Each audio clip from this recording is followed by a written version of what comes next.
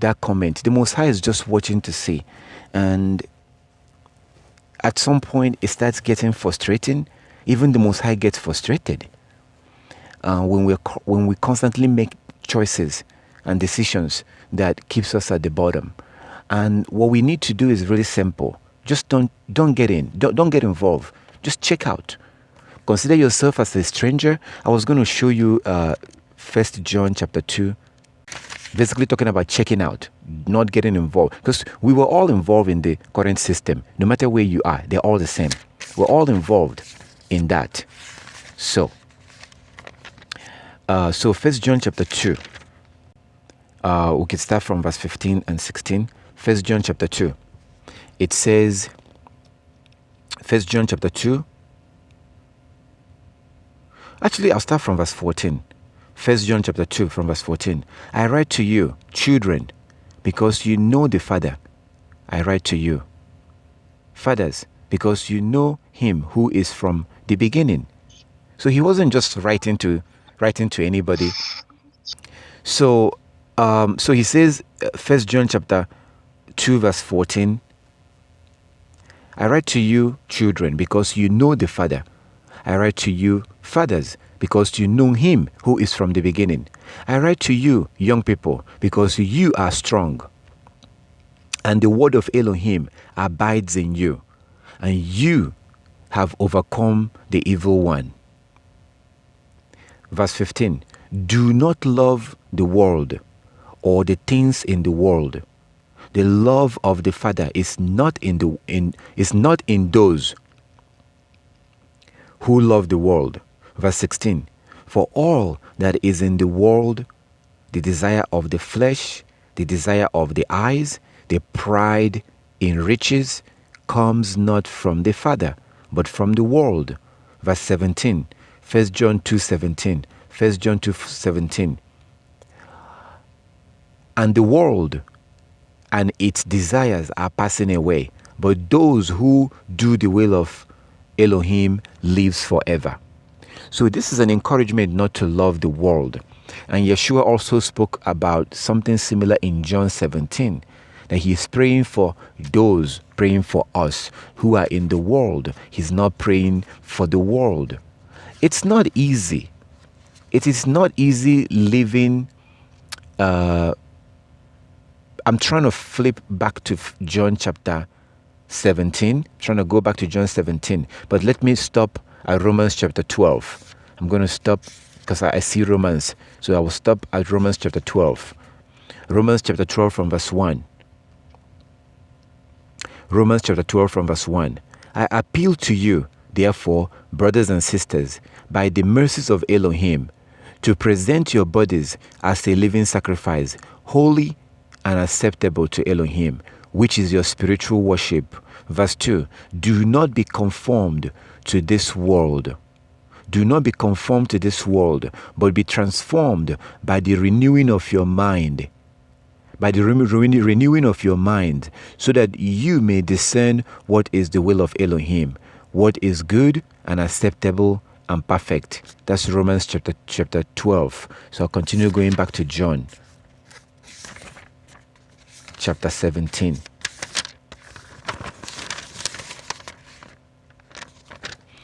So in John chapter 17, he said something. Let me start from verse 6. John chapter 17 from verse 6.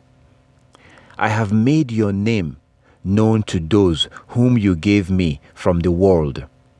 They were yours, and you gave them to me, and they have kept your word. Verse 17. Now they know that everything you have given me is from you. Verse 8. For the words that you gave me I have given to them, and they have received them, and know in truth that I came from you, and they have believed that you sent me. Verse 9. I am praying on their behalf. So I'm praying for them. I am not praying for the world. I'm only praying for this few, not for the world.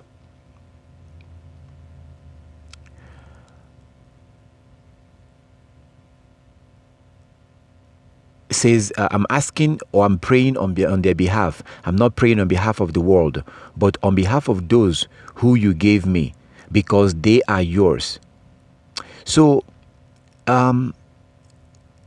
this is, I came to this chapter because we are currently in this world. That's just the fact.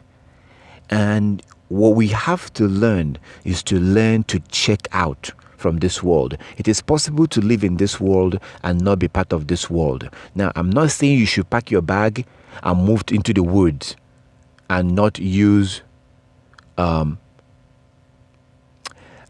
not saying that you should pack your bag and move into the woods and not use telephone and not use electricity.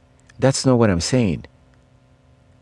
Because telephone and electricity came from the Most High. Without our Heavenly Father, we will not have telephone or electricity.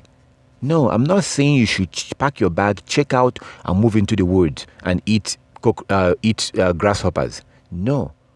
It is possible to live in this world, live in a moderate place, and not participate in this world. Very simple. It's just a matter of, like you see in 1 John. Like you see in 1 John. What did he say? Do not participate in the system. That's it. So this is not, you don't need to be extreme.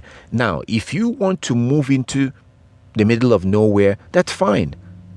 John the Baptist did it. People are still doing it today. That's fine. If you choose to move into the middle of nowhere, that's good, because actually you now increase the chances that the Most High will begin to communicate with you. You now bring it up to like 90% chance. If you go into the mountains or into the wilderness and you cut contact with people, it's just a matter of time before the Most High will begin to send angels to you, communicating with you. Why? Because you completely checked out. Example, Moses. Where was he when the Most High communicated with him? In the wilderness. On the mountain. That mountain didn't have neighborhoods. It's the same reason why John the Baptist checked out, went and started living in the wilderness. Yeshua, Christ, same thing. Prophet Ezra, the Most High told him to go into the wilderness. If you read the book of 2nd Esdras, which I highly recommend, 2nd Esdras, the Most High told him to go into the wilderness. So when we are around society, the chances that the Most High will communicate with us is very low. Now, you're not obligated or required to pack your stuff and move into the middle of nowhere. No, you don't have to do that. But those who have the ability to do it, you can do it. So what I'm telling you is something practical. It is possible to live in a house, have neighbors, and still not be part of this system. It's possible. Just don't go to church. You've checked out of that one. Don't use their calendar to worship the Most High. You checked out of that one. Don't send your children to school. You checked out of that one. Don't participate in their election. Don't participate in their census. Just be a loner. Don't get involved.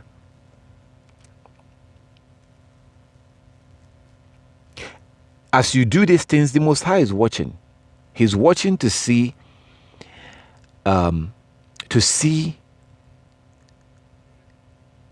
what he's watching what's going on. Okay, so John chapter 17. I'll continue from verse 10. John 17 from verse 10. I read verse 9. All mine are yours, and yours are mine. I have been glorified in them. Verse 11. Verse 11. John 17:11. And now, John 17:11. And now I am no longer in the world, but they are in the world, and I'm coming to you. Holy Father, protect them in your name that you have given me, so that they may be one as we are one. Verse 12. While I was with them, I protected them in your name that you have given me. I gathered them, and not one of them was lost, except the one that was destined to be lost, so that the scripture might be fulfilled. Verse 13, but now I'm coming to you, and I speak these things in the world, so that they may have my joy and complete themselves and complete. They may have my joy made complete in themselves. Verse 14, I have given them your word, and the world has hated them, because they do not belong to the world, just as I do not belong to the world. Verse 15, I am not asking you. This is Christ, Yeshua, praying. He's praying to our Heavenly Father. So he's praying for those that he was about to leave. Verse 15, I am not asking, this is John 14:15, or John 17:15, sorry. John 17 from verse 14. I have given them your word, and the world has hated them, because they do not belong to the world, just as I do not belong to the world. Verse 15, I am not asking you to take them out of the world, but I ask you to protect them from the evil one. Verse 16, they do not belong to the world, just as I do not belong to the world. Verse 17, sanctify them in the truth. Your word is truth. Sanctify them in the truth. Your word is truth. Verse 18, as you have sent me into the world, so I have sent them into the world. Verse 19, and for their sakes I sanctify myself, so that they also might be sanctified in truth. So this is basically just talking about the people that he's leaving. And you could see that we are in the world. We're not going anywhere. We're here. We cannot participate in the rest of the things that people are doing. We just check out. We have to be a loner. People will say you are in a cult, you're crazy. Yeah, they will say all those things. And we can do it. We can do it. It's really that simple. Just don't get involved. Don't send your children to school. Go get yourself a Hebrew name. Have a Hebrew name. Reject their Western name. Reject their calendar. That's all you need to do. Like, reject those, whatever that we are doing, whatever that you're doing. If the Most High have given us something about that, leave the one that you have. Go back to the ones that the Most High gave us. It's really that simple. Reject their name and get your Hebrew name. You don't need to go back to the worldly system and tell them, I need permission from you to get a Hebrew name. Hell no. Choose the name you want and begin to answer it. If you have children and they're about to get married, you don't need to go get a marriage license. You don't need a man's permission to do that, as you can see in Genesis 24. Isaac and Abraham, they didn't have to go get permission from anybody. They paid the bride price and they did their thing. So in the case of marriage, you don't go and go to the court system and go get a marriage license. Absolutely not. If you do that, you're participating in this worldly system. You don't go get no marriage license, no church wedding, not even in the congregation. No. Do you know of any chapter and verse where our ancestor was going to the temple or to the sanctuary to do wedding? No, you don't do wedding at the church. You don't. Your wedding has nothing to do with the house of the Most High. So it's absolutely checking out. We have to check out, complete checkout. And as you do this, people will say you're weird, you're crazy, you've joined a cult, blah, blah, blah, blah, blah. Dressing. We don't dress like them. So we can no longer go to the store and buy clothes that was designed by Gentiles.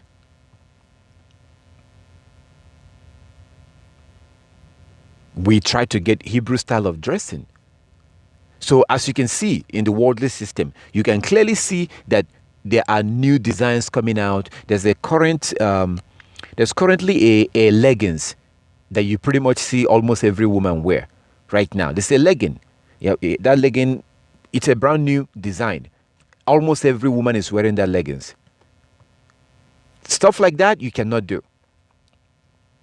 So you have to completely check out of their fashion system and try to dress like a Hebrew. Same thing with men. I have ties, I have suit, I have dress shirt. It's all gone. I don't wear them anymore. No more. I was able to find someone that sold me Islamic clothing, like the one I'm wearing. I bought it used. I was able to buy a lot and put fringes. So I checked out of the worldly clothing system. Completely checked out. Food. You can't just go to the restaurant. We shouldn't even be going to the restaurant. You can't just go to the restaurant and go buy food. No. You go to the store and you pick up those things yourself. They are all natural. You see them, you buy them, and you go home and you cook it.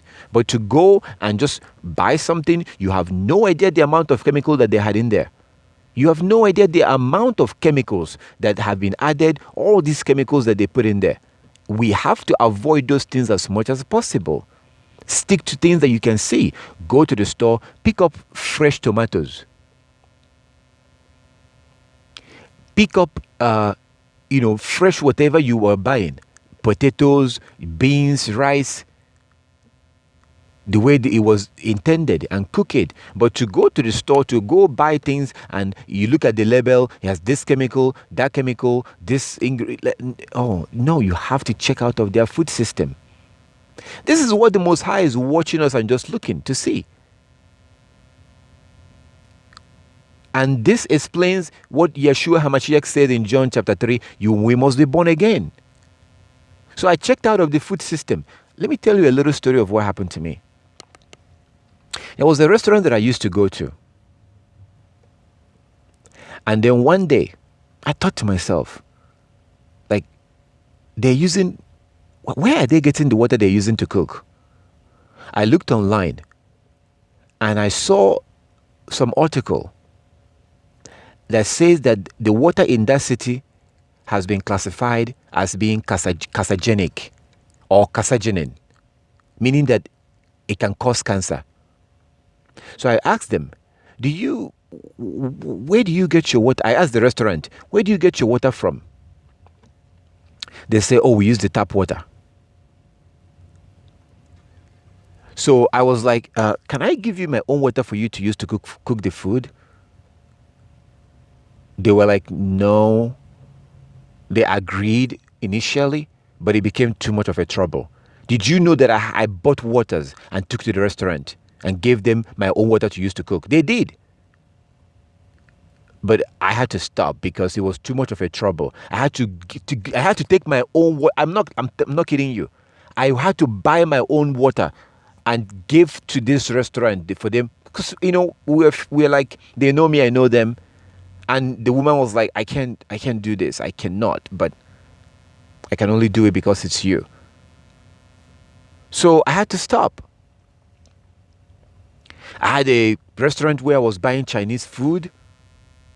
When I found out that they're using genetically modified soybean oil, like most of the soybean oil is genetically modified.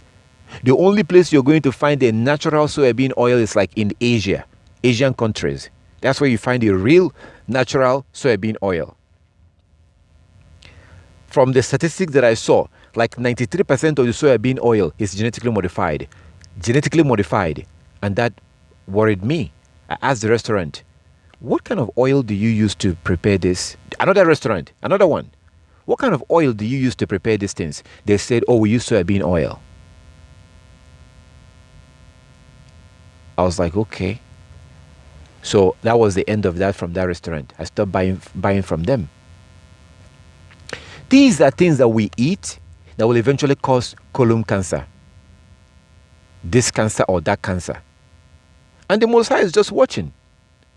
He's watching. Whatever you want to do, go ahead. Just go do. Do whatever you need to do. That is the attitude of our Heavenly Father. That is now his attitude. So we cannot buy food from restaurant.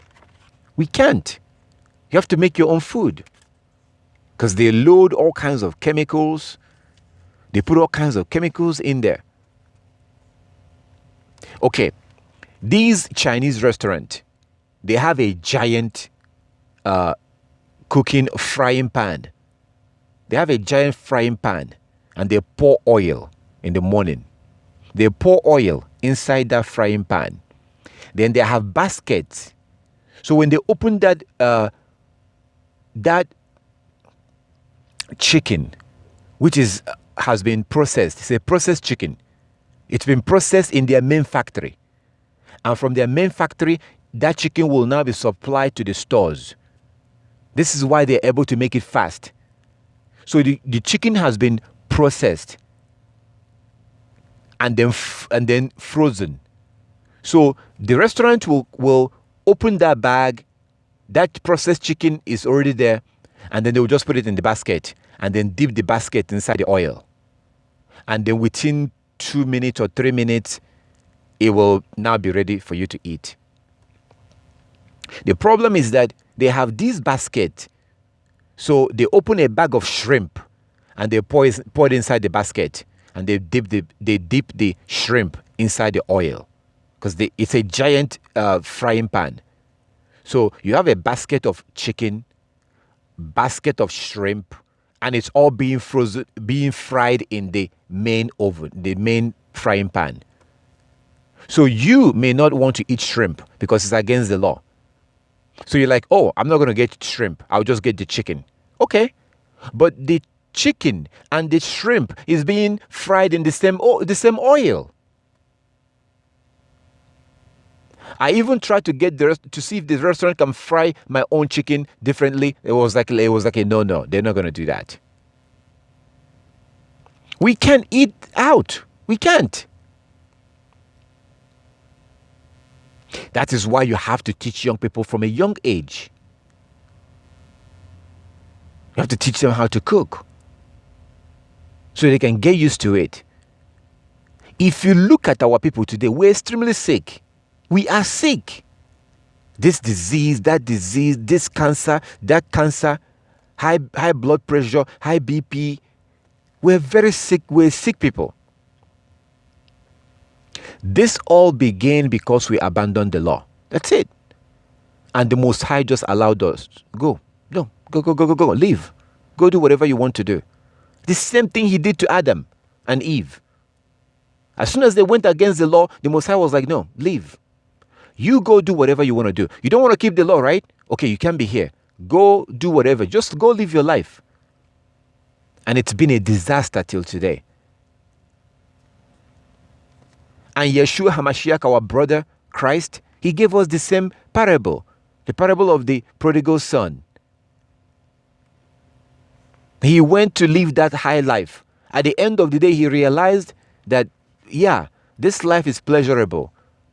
But what am I really getting in return? He had to go back home. That is the attitude that the Messiah has towards us right now. There is no other way. There is no other choice. We must keep the law. The law is the only solution. So those who are wise should just simply quietly put our pride away, put our arrogance away, put our ego away, just throw away all those things and go back to the law. People are going to be laughing at you because of the way you dress. People will mock you because of the way you dress. People, your family members, your neighbors, they will say you're crazy. They will say you have changed. Somebody told me that like years ago, man, I used to dress, because I was dressing like that because of women. I used to dress, wear tight shirt, make sure my shirt is tight so you can see my chest. I will go to the gym, work out, and then I will wear a tight shirt, wear a tie. People were somebody mistaken me to be a lawyer at that time. Because I always dress good. But I dress good because I want to always look good, because it's going to make things easy for me with women. I had a Mercedes. I had a S-Class Mercedes. And it got attention. I had a white S-Class Mercedes. So I would dress very nice. With my Mercedes, I drive very slow.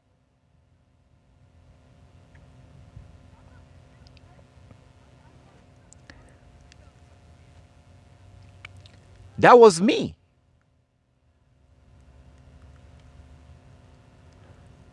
I had a friend of mine at that time. His wife told him. His wife told him this, and then he told me that, and I got angry. So his wife said to him, did he really need to buy a Mercedes? Can't he just use this money to do something else? So he told me, he was like, my wife said, do you really need to buy a Mercedes? When he told me this, I was so angry at him. I was like, tell your wife not to get into my business. This guy was a very good friend of mine, very close friend of mine. So he said to me, my wife said that, do you really need to buy a Mercedes? I was like, I was so defiant. I was like, how dare she tell me what to do? Like, that's my money. That's me. I can choose to buy a Mercedes. This is part of what I want.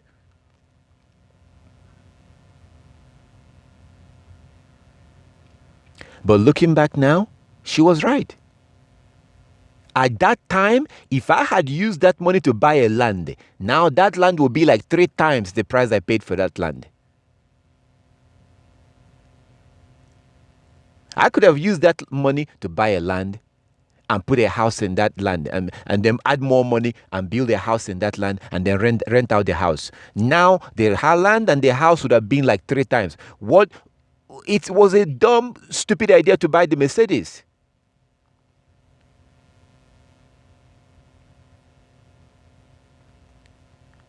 Because the Mercedes just kept taking money from me. Always putting money. It's a Mercedes. It's expensive. But at that time, I was blind. I had eyes I couldn't see. I have ears I couldn't hear. So, fast forward after some time, there was someone that knew me at that time. The day he saw me again, he was shocked when he saw me. He was shocked. He said, what happened to you? What happened to you? And I was like, what do you mean? What happened to me? He was like, you look different. You look different. I like the way you used to look. Because I was a completely opposite person. People that knew me at that time, when they see me now, they're like shocked. They're like, I'm sure they're thinking, oh man, he has gone crazy. He's lost his mind. Look at that thing. Look at that thing.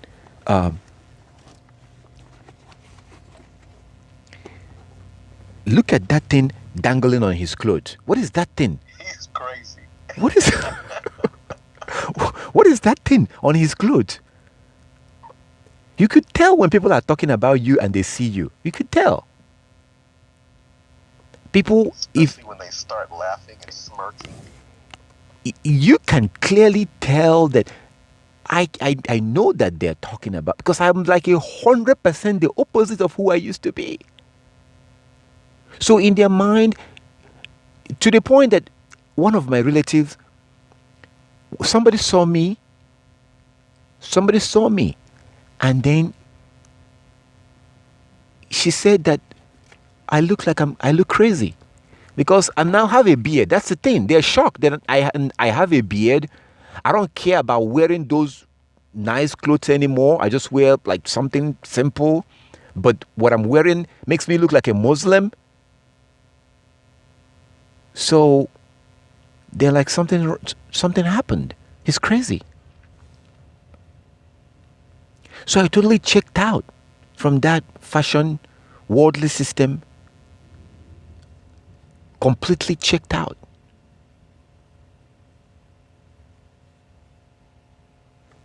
This is what our Savior was talking about, being born again.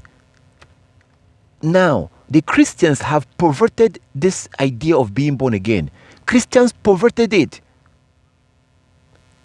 They taught us, and we now believe that being born again is something spiritual, something, like you get on your knees and you cry out and you say, Lord, I'm sorry, I am a new creature. No, it's not about emotional. Being born again is completely physical thing. That means that you check out of the worldly system, completely checking out. And you are going back to the law. You're going back to the law. That's what Paul was talking about in Ephesians chapter 6. Ephesians chapter 6. Completely checking out. John the Baptist checked out. Moved into the woods. When it was time to do his ministry, he came out. And you could tell that John the Baptist could not stand people. He could not stand people. Look at Luke chapter 3. You think that I'm rude. And I just say all these things I say. Look at Luke chapter 3. John the Baptist did not take nonsense. People that came to get baptized, he started cussing them out. Luke chapter 3. People that came to get baptized, he was cussing them out, calling them vipers, asking them, who warned you?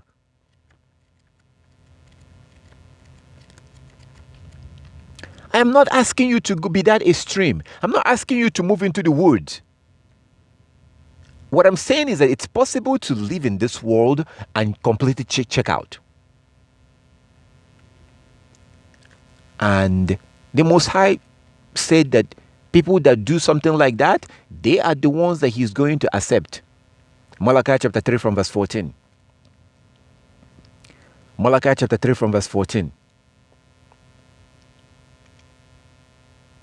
I opened up my Bible. I was going to go to a place, but then I don't know. I forgot because I don't write these things down. Malachi chapter 3 from verse 14. You see that the Most High is watching. He's watching to see. So the idea of being born, Ephesians chapter 6. The idea of being born again, it's a physical thing. When somebody begins to be born again, you can tell. You could tell that they are no longer the same. That is the way it's supposed to be. But there's a warning. When you begin to do this, get ready for people mocking you. People will laugh at you. People will mock you. But the Most High will love you. The Most High doesn't like the world. The Most High hates this world. And he will destroy this world with nuclear destruction. He said it. Go to Isaiah. Go read Isaiah chapter 20, Isaiah 24, verse 1 to 6. Isaiah 24, verse 1 to 6. He will do it. And he tells you in Isaiah chapter 24, verse 1 to 6, why he would do it. Because the world abandoned the law. There is no other way. There's no other solution. There is no other option but the law. So if you want to be wise, if you're wise, you just stick to the law. Yes, let them laugh at you. Let them say you're crazy. You join, and this is going to be coming from your own family members. Your family members, your brother, your sister, your mom, your dad, they will say you've lost your mind. You're crazy. They will laugh at you. The Most High is watching while we are saying all this and doing all this. He's just watching us.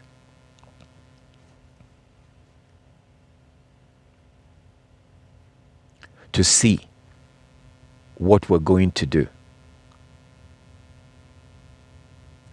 He's watching.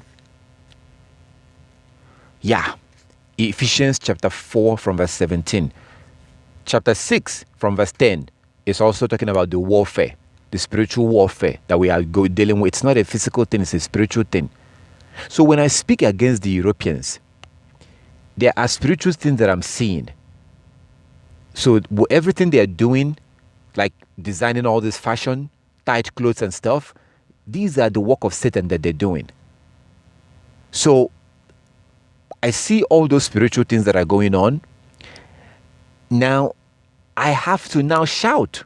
I have to now talk. I have to now cuss them out and call them names.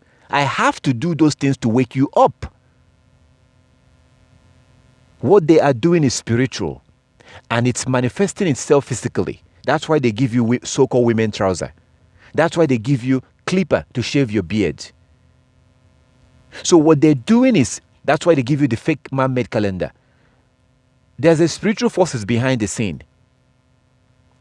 So just like we are the children of the Most High, they are the children of Satan. So as I see I can see the spiritual world and the physical world. I can see both of them. It is now my job and my responsibility to be shouting with my mouth physically, to point out, because you cannot be able to see what they're doing spiritually. So I have to shout like this. I have to do this. And this brings hatred. I had someone that threw a bottle at me once, a Gentile. So I have no choice. I have to now speak like this. I have to do this. And it's probably going to get me killed. It will most likely get me killed. Because what I'm doing, everybody hates it. Both our people and Gentiles, they hate this. So the threat is not just from the Gentiles, but from my own people.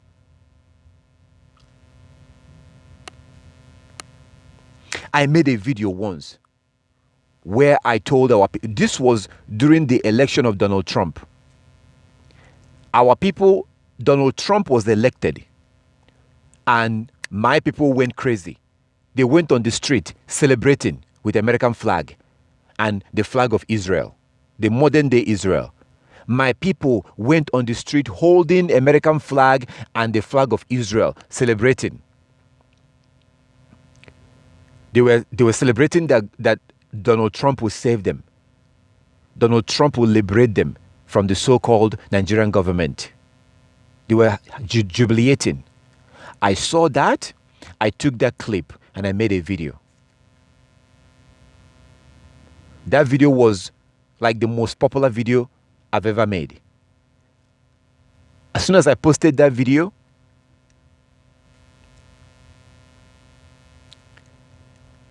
all hell broke loose. You could see the venom on the comment section. They were calling me names. What did I say in the video? All I said in the video is, don't trust Donald Trump. Donald Trump will not help you. Your suffering is spiritual. The Most High is doing this to you. We must go back to the law. We cannot trust on the so-called Jews or Donald Trump to help us. They are the ones that get us. Following them is what got us in trouble. These people will not help you. That's basically the point of the video. And my people were the venom on the comment section. They were threats, saying all kinds of things. Just because I'm asking you not to trust the white man, to trust on the Most High. These are the same people that will get up on Sunday and go to church on Sunday. So you want to kill your brother who is telling you not to trust man, to put your trust on the Most High, to go back and keep the law of the Most High, so that your suffering and your oppression will be lifted. But that your brother is the evil one who is telling you not to trust a man.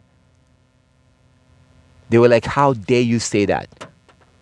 Now, I'm not a prophet. I am not a prophet. But you can now imagine to see why our ancestor was killing the prophet. Because they will put their trust on the Egyptians. They did. Jeremiah chapter 42 to 46. Jeremiah 42 to 46. Jeremiah chapter 42 to 46. Read the whole 4 chapters. You see Israelite. Anybody that knows Igbo people knows that these are Israelite. Our people are stubborn, ridiculously stubborn. Look at Isaiah chapter 30, verse 8. Our people are stubborn. Stubborn. What does the Most High say in Isaiah chapter 30? We're stubborn. We don't want to listen. That's why sometimes I get upset and I say that we deserve what we're going through. We deserve it. How can we not just get it? That we have to go back to the law and all this stuff will stop. That's a challenge. The Most High said, go back to the law and these things will stop. Deuteronomy chapter 30. Let's do it and see what happens.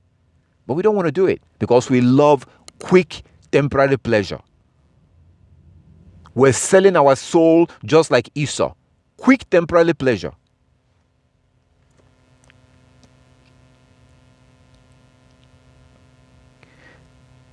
Isaiah chapter 30 verse 8 and 9. Go now, Isaiah 30 verse 8 and 9.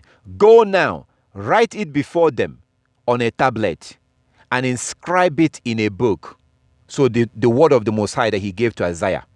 He told Isaiah these things and he said, go and write it down. That's how we got the book of Isaiah. That's how we got the book of Isaiah. He says, go now, go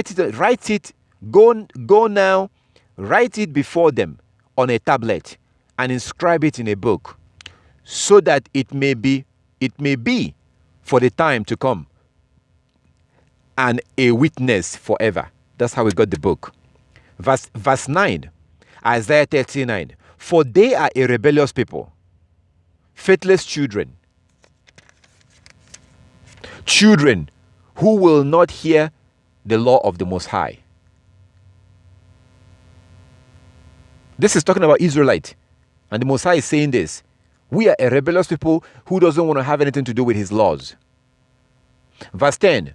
Who say to the seers, do not see, and to the prophet, do not prophesy to us what is right. Speak to us smooth things.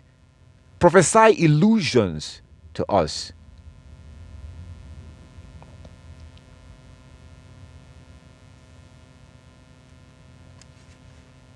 Isaiah chapter 30 from verse 8. We just don't want to have anything to do with the law of the High. We keep trusting people. We keep trusting nation. In the past, our ancestor was trusting the Egyptians. Jeremiah chapter 42 to 46. They were trusting the Egyptians. Our ancestor in Jeremiah chapter 42, they came to Jeremiah and they said, could you please go ask your God and ask him and see if it's okay if we go back to Egypt? That's what they asked Jeremiah. They said, could you please go ask your God? They didn't say our God. They say your God.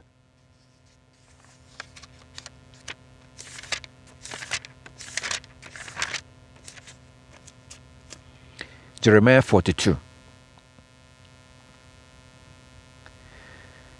Then all the commanders of the forces and Yehonan, son of Kerad.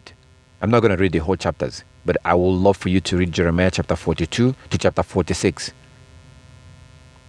The same thing that you read there is pretty much still happening today. Today, we are dependent on the Europeans. We depend on them for everything. We look up to them. We rely on them. That is not supposed to be so. Just like we did with the Egyptians at the time of Jeremiah. We're doing the same thing today. And that thing, the Most High doesn't like it. He does not like it.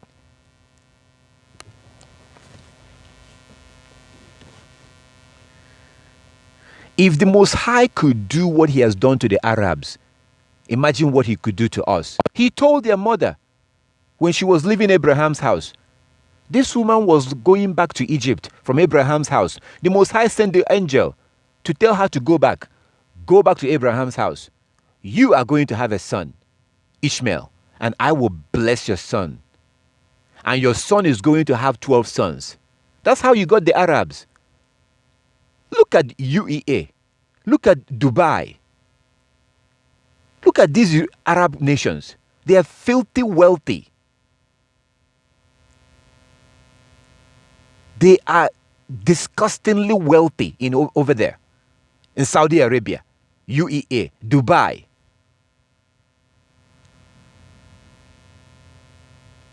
You see American doctors packing their bags and moving to the Arab country to go be a doctor over there because they make more money over there being a doctor.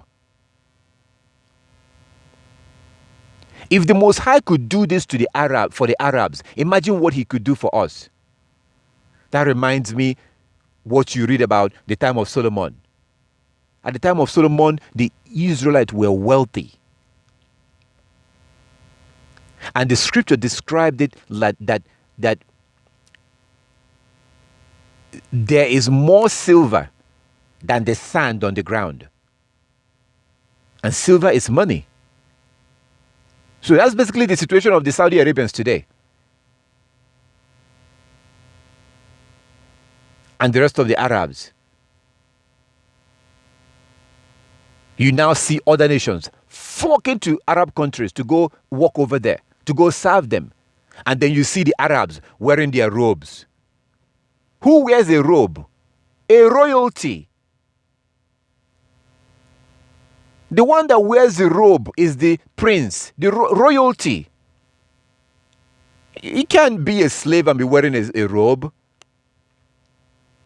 That robe and the fringes signifies royalty. It is your subject, your servant. They are the one that do the dirty work. You that wear the white robe, you don't do dirty works. And the Most High wants us to wear robes. Do we want to wear robes? Hell no. We want to keep wearing our suit and tie, dressing like slaves.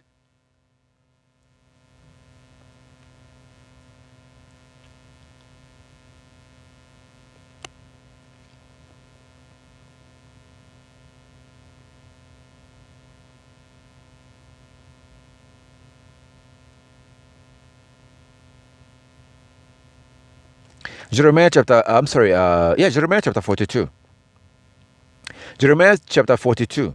Then all the commanders of the forces, and Jonathan, and Yahonan, son of Kera, and Azari, son of Hoshaiah, and all the people, from the least to the greatest, approached the prophet. Verse 2.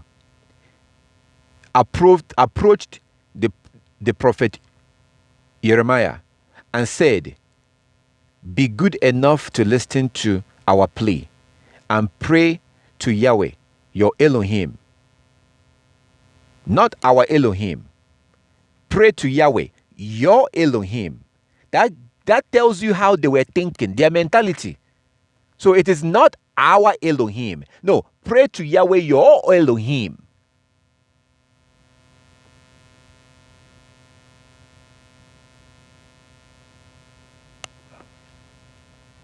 Verse 2. Jeremiah 42 verse 2. The prophet Jeremiah and said, they approached him and said, "Be good enough to listen to our plea and pray to Yahweh your Elohim for us, for all this remnant, for there are only a few of us left out of many, as your eyes can see."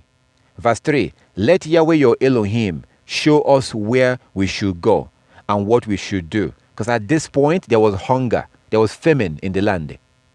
There were famine in the land. Hunger. So usually when we have famine, the Most High is the one doing it. So usually he will withhold the rain. Usually we are supposed to, as a nation, all the men are supposed to come together, have a meeting. Brothers, we can see we have a problem. The Most High have withheld the rain. Let us all repent. Then we'll go back and bring our wives and our children, and we'll all gather together and start calling on the Most High. First of all, we have to repent. We have to find out, is there anyone among us who is breaking the law? We have a so and so period of time that you have to get your acts together. So we repent of our sins, and then we gather together and we'll cry out to the Most High. Usually we'll get rain. Things will go back to normal. So that was the situation that they were in this place in the book of Jeremiah. They were in this current mess. So that's the reason why they came to the prophet. Verse 3. Jeremiah chapter 42 verse 3. Let Yahweh your Elohim show us where we should go and what we should do. Verse 4. The prophet Jeremiah said to them, "Very well, I am going to pray to Yahweh, your Elohim, as your request. And whatever Yahweh answers you, I will tell you. I will keep nothing back from you. Verse 5. They in their turn said to Jeremiah, may Yahweh be a true and faithful witness against us if we do not act according to everything that Yahweh your Elohim sends us through you. So they're saying that whatever Jeremiah told them, no problem. I will consult the Most High, and whatever he tells me, I will give you the information. Because they were going through famine. They were suffering hunger, famine. So they said, can you please ask the Most High and find out what we should do? Because we have a problem. We don't know what to do. And then he said, no problem. I will consult the Most High, and whatever he tells me, I will tell you. And they said to him, no problem. They said in verse 3. Oh, actually, they said in verse 5. The Israelites said in verse 5. Jeremiah 42 verse 5. They in turn said to Jeremiah, may Yahweh be a true and faithful witness against us if we do not act according to everything that Yahweh your Elohim sends us through you. So they said, whatever the Most High tells you or tells us through you, we will do exactly what he says. So that was it. Verse 6. Whether it is good or bad, we will obey the voice of Yahweh, our Elohim, to whom we are sending you, in order that it may go well with us, and when we obey the voice of Yahweh, our Elohim. Okay, verse 7. At the end of 10 days, verse 7, Jeremiah 42 verse 7. At the end of 10 days, the word, my brothers and sisters, this is not some ancient information here. We are going through the same similar situation today. We're going through similar situation. And the Gentiles told us that the solution is education. So we listen to them and we follow the advice. The result is that we discontinue from the Most High. We abandon the Most High. So we have a problem. And oftentimes this problem is because we listen to the heathen. The heathen discourage us from famine. How can you not have hunger if you stop famine? So by following the heathen, we stop famine. So begin to have hunger problem. And then the heathen came back and say, solution is education. Come and get our education and you become well off. So we listen to them and we follow them. The end is disaster. You already know what happened in that school system. And when we graduate, when we get that education, we end up depending on them for the rest of our lives. Same thing is happening today. That was the similar situation here. Jeremiah chapter 7. Because in their time right here in Jeremiah, it was the Egyptians. Egyptian was the America of that time. Egypt was the Europeans of that time. So they had two choices. Go back to the Most High, start keeping the law, and everything will go back to normal. Or ignore the law and move to Egypt. That was the choice. Okay, let's keep going. Jeremiah 42 from verse 7. Jeremiah 42 from verse 7. At the end of 10 days, the word of Yahweh came to Jeremiah. Verse 8. Then he summoned Yahonan, son of Kerad, and the commanders of the forces who were with him, and all the people from the least to the greatest. Verse 9. Jeremiah 42 verse 9. And said to them, thus says Yahweh, the Elohim of Israel, to whom you sent me to present your plea before him. Verse 10. If you will only remain in this land, then I will build you up and not pull you down. I will plant you and not pluck you up. For I am, well, yeah, this translation says sorry, but no, he's not sorry. But the point is that so the Messiah is saying that, for I didn't really mean to send you all these disasters that I have brought upon you, but it's because of your disobedience that I brought all this disaster. Because of your disobedience. But if you stay in this land, because they were thinking of going back to Egypt at the time of Jeremiah. They were thinking of going back to Egypt. And let me tell you something, my brothers and sisters. This is so true. Because today, the Egyptians are no longer in Egypt. And we did it. We caused the Egyptians to lose their land. As you can see in this chapter. As you continue reading to chapter 46. We put in the Egyptians in trouble. Because our ancestors went back into Egypt. And the Most High now caused the Egyptians to get kicked out of their land for accepting us to come back into their land. So today you have the Arabs in Egypt. Today, if you meet anybody who says, oh, I'm an Egyptian, they're Arab. The real Egyptians had dark skin. The real ancient Egyptians had dark skin. So now they are now towards Africa, towards North Africa. That's where they are today. They got kicked out of their land. So, verse 11, Jeremiah 42 verse 11. Do not be afraid of the king of Babylon, as you have been. Do not be afraid of him, says Yahweh. For I am with you to save you and to rescue you from his hand. Verse 12. I will grant you mercy, and he will have mercy upon you and restore you to your native soil. Verse 13. But if you continue to say, we will not stay in this land, thou disobeying the voice of Yahweh your Elohim. Verse 14, and saying, no, we will go to the land of Egypt, where we shall not see war, or hear the sound of trumpet, or be hungry for bread. And there we will stay. You see what's going on here? Why do we love America so much? Because we feel like, oh, America is so safe. We're not going to lack food. When the Most High wants us to get out. So, they decided that they want to go to Egypt, and they wanted to consult the Most High and see maybe the Most High will say, oh yeah, it's okay, go back to Egypt. Verse 13, Jeremiah chapter 42, 13.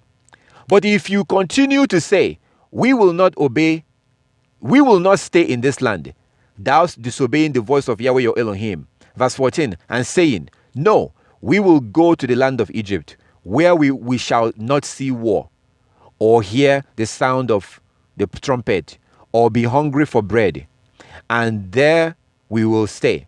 Verse 15, then hear the word of Yahweh, O remnant of Yehudah. Thou says Yahweh Elohim, thou says Yahweh of hosts, the Elohim of Israel, if you are determined to enter Egypt and go to settle there. Verse 16, then the sword that you fear shall overtake you there in the land of Egypt, and the famine that you dread, and the famine you dread shall follow close after you into Egypt, and there you shall die. Verse 17, all the people who have determined to go to Egypt to settle there shall die by the sword, by famine, and by pestilence. They shall have no remnant or survive from the disaster that I'm bringing upon them. Verse 18, thou says Yahweh of hosts, the God of Israel, the Elohim of Israel, just as my anger and my wrath were poured out on the inhabitants of Jerusalem, so my wrath will be poured out on you. When you go to Egypt, you shall become an object of extraction and horror, of cursing and ridicule. You shall not see this place. You shall see this place no more. So if you go to Egypt again, you're going to die in Egypt, and you're never coming back to this land. Verse 19. Yahweh has said this to you, O remnant of Yehudah, do not go to Egypt. Be well aware that I have warned you today. Verse 20. That you have made a fatal mistake. For you yourself sent me For you yourself sent me to Yahweh your Elohim, saying, pray for us to Yahweh our Elohim, and whatever Yahweh our Elohim says to tell us, and we will do. Verse 21, so I have told you today, but you have not obeyed the voice of Yahweh your Elohim in anything that he sent me to tell you. Verse 22, be well aware then that you shall die by the sword, by famine, and by pestilence in the place where you desire to go and settle. Now that brings us to chapter 43. I'm not going to read everything. I would like you to start from chapter 42 and read to chapter 46. Verse 43. Let's see what the people said after Jeremiah spoke. So chapter 43. Jeremiah chapter 43. When Jeremiah finished speaking to all the people, all these words of Yahweh their Elohim, with which Yahweh their Elohim has sent him to them. Verse 2, Azariah, son of Hashaiah, and Yahonan, son of Kera, and all the others, and all the other insolent men say to Jeremiah, you are telling a lie.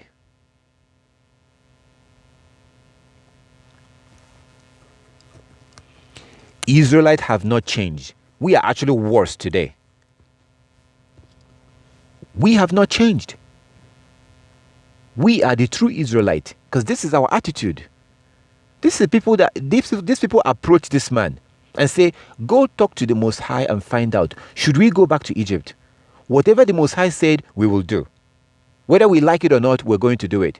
And then he goes and talks to the Most High. He gets the message, and then he tells them what the Most High said. They now say, oh, you're lying. Just because they don't like that message. They did not like what they got, the answer they got from the Most High, they didn't like it. Because they made up their mind that they want to go to Egypt. So they were playing games. So they trusted Jeremiah. They trusted Jeremiah that he can get information from the Most High. And then they approached him. They came to him.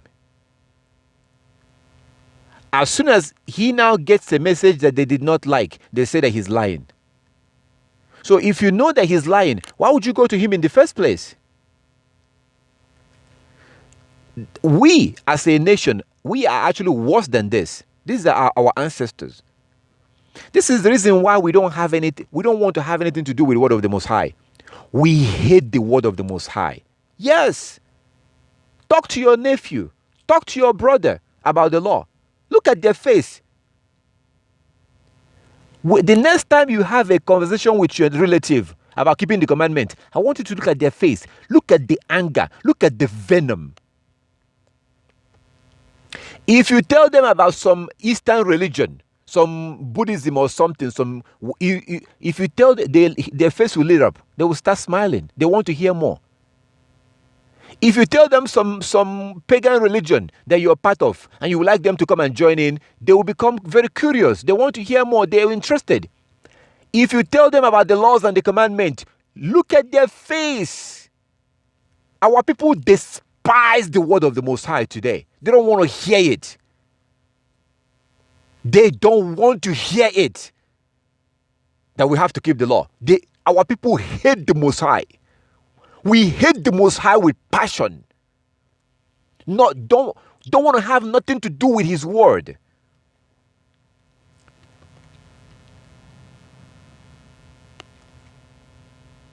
That is why I say that we deserve everything we're going through today. We deserve it. Who is going to blink? The Most High or us?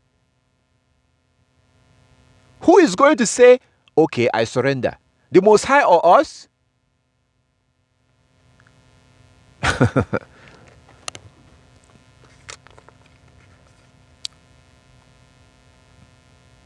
Who is going to submit? To who? The Most High or us?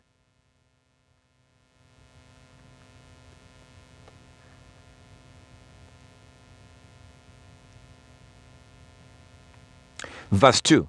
Jeremiah 43 verse 2. Azariah, son of Hashaniah, and Yehonan, son of Kira, and all the other insolent men said to Jeremiah, you are telling a lie. Yahweh our Elohim did not send you to say, did not send you to say. Yahweh our Elohim did not send you to say, do not go to Egypt to settle there. Verse 3.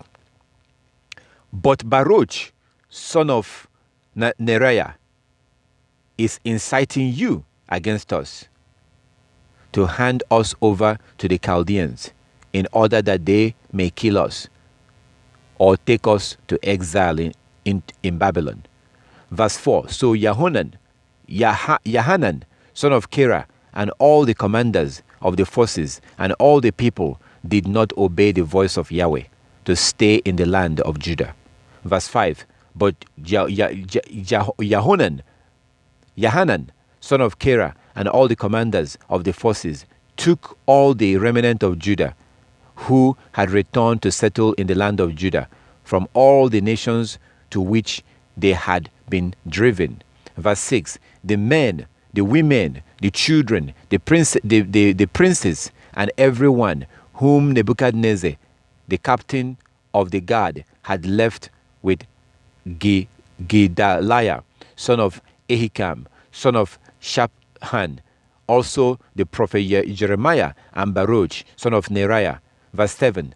And they came into the land of Egypt, for they did not obey the voice of Yahweh, and they arrived at Taphanhes. Verse 8. Then the word of Yahweh came to Jeremiah in Taphanhes. Verse 9. Take some large stone in your hand and bury them in the clay pavement that is at the entrance of Pharaoh's palace in Taphanhes.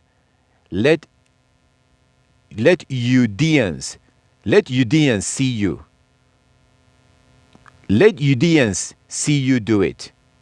Verse 10. And say to them, thus says Yahweh of hosts, the Elohim of Israel, I am going to send and take my servant King Nebuchadnezzar of Babylon, and he will set this throne, and he will set his throne above these stones that I have buried, and he will spread his royal canopy over them. He shall come and ravage the land of Egypt, giving those who are destined for pestilence to pestilence, and those who are destined for captivity to captivity, and those who are destined for the sword to the sword.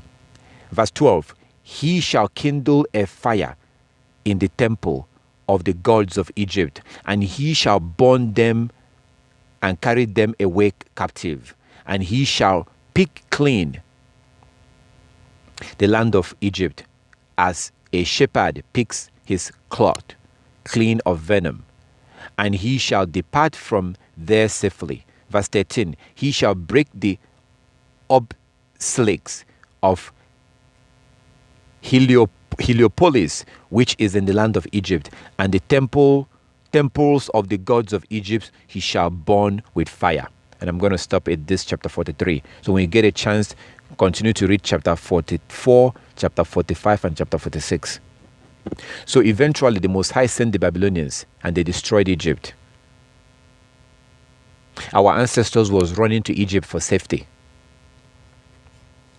They will have more food in Egypt, security in Egypt. The Most High told them not to do it, not to go there. They were supposed to stay in the land of Judah and figure out their problem with the Most High. And usually it requires repentance. That's all you need to do. Stay away from lying. Stay away from fornicating. Stay away from breaking the Sabbath, oppressing people.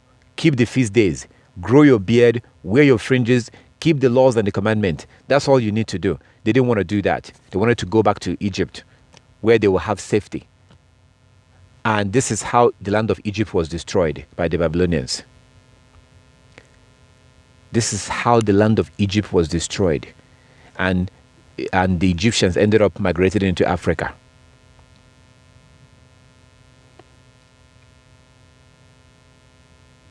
and the Arabs took over the land of Egypt.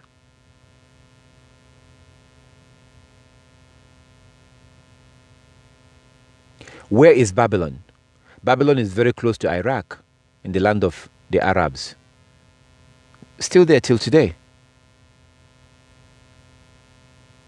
If you go to Jeremiah chapter 50 and 51, Jeremiah 50 and 51, the Most High talked about how Babylon will be destroyed. And that prophecy was given when Babylon was powerful, when Babylon was mighty.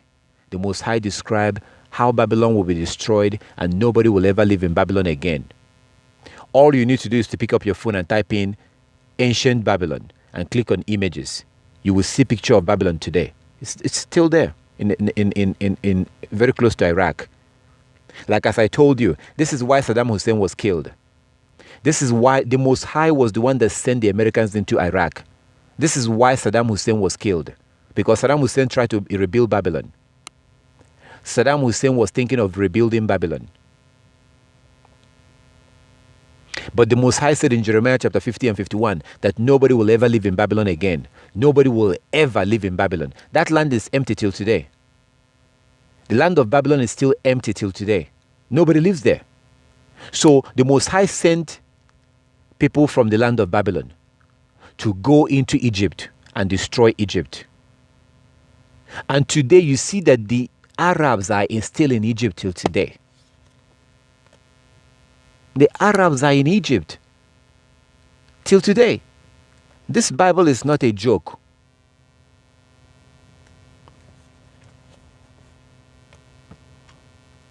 So that's how it got the Egyptians in trouble. If I was a pharaoh at that time, I would have kicked the Israelites out. No, don't come in here. Do not come in. Go. You're troublemakers. I don't want any problem with your God. Leave. If I was a pharaoh and I was spiritual, I would never let the Israelites to come back into Egypt. No, I don't want no problem with your God. Go. But that pharaoh was not spiritual. And he allowed these wicked Israelites to come in, rebellious Israelites to come in. And then the Most High sent the Babylonians. That's how the Egyptians lost their land. And the Arabs are in that land today.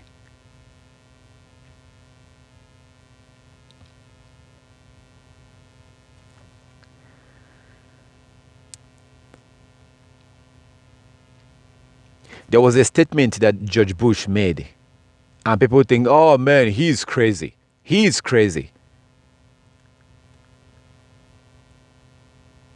If I remember correctly, George Bush said that God told him to go to Iraq. Oh, those Republican Christians, he's crazy. If you're not spiritual, you cannot understand what's going on in the world. Anybody that attempts to rebuild Babylon today will die a destructive death. Babylon will remain empty forever. Nobody will ever live there again because the Most High said so. Jeremiah 50 and 51. Nobody will ever be able to live in Babylon. Anyone that decides to rebuild Babylon will die of a tragic death.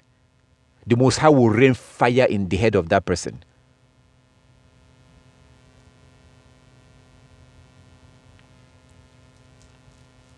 Because he said that nobody will ever live there again. And by the time the Most High is done with America, same thing. Revelation chapter 18. Revelation 18. The Most High said the same thing about America. By the time the Most High is done with America, nobody will ever live in America again. America will be an empty land forever. Because he is going to destroy America with a nuclear destruction. Go read the Revelation chapter 18. Revelation 18, he said that the destruction of America will be sudden destruction. Only a nuclear bomb can do that. You can't destroy a house in 1 hour. You cannot destroy a house in 1 hour like that. Imagine destroying a city in 1 hour or a nation in 1 hour. Only a nuclear bomb can do that in 1 hour. Revelation 18. Revelation 18. The Most High said the same thing he said about Babylon against America.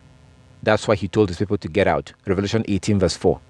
Come out of her, my people, lest you partake in her sin and suffer her plagues. Get out. Get out. Get out.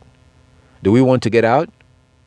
We're saying, oh, well, how can I get out? I mean, I have my house in America. My children are going to school in America. All the other countries are not safe. The other countries have, dictators, and they have criminals. They don't have light. They don't have internet. They don't have good hospital. They don't have...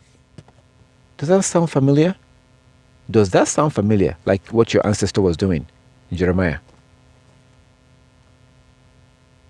Our people will love to move to Africa, but they're like, Africa is not stable. Africa has problems. Africa doesn't have light. They don't have internet. They don't have this. I would love to move, but Africa is not safe. So I'm going to stay in America, which is modern day Egypt.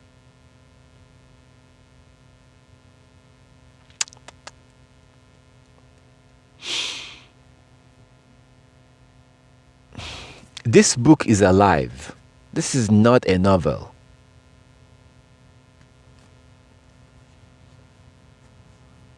Same thing happening today.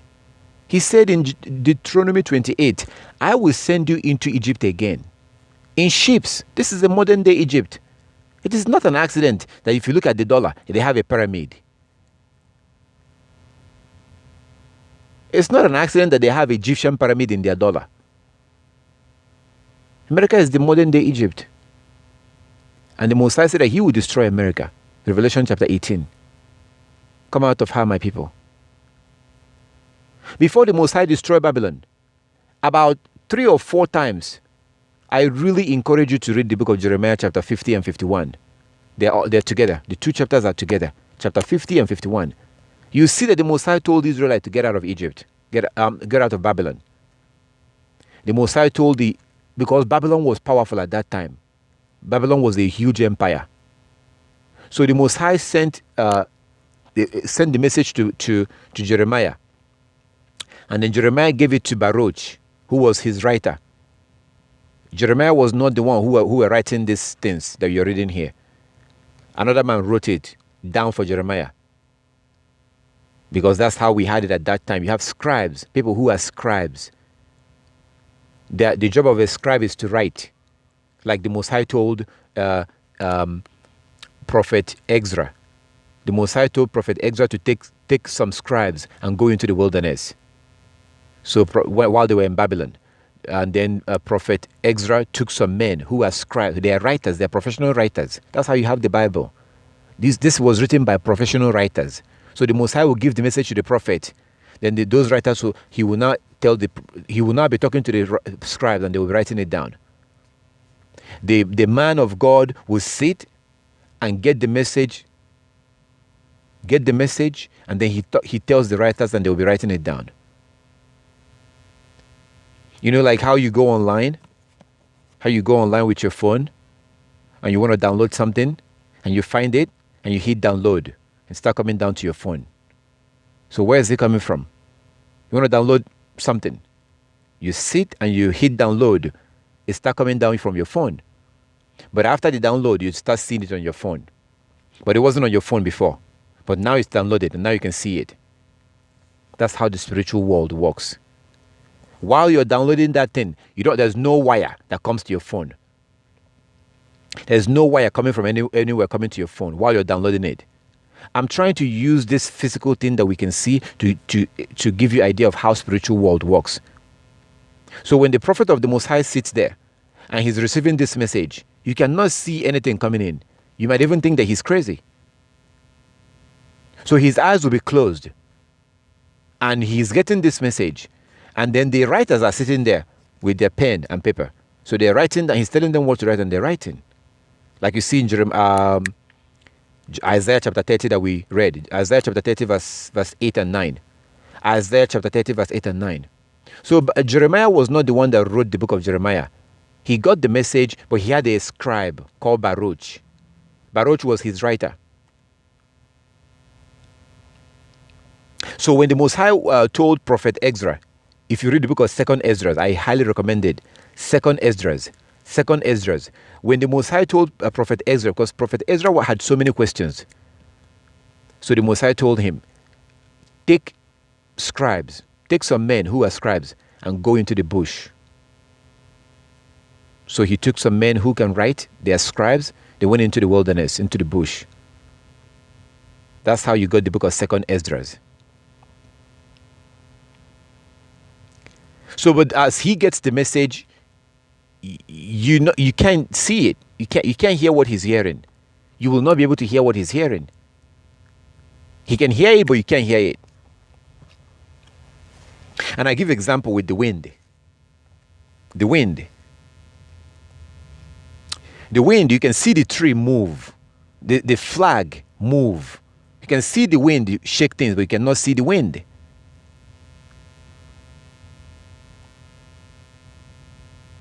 So the sky can turn green.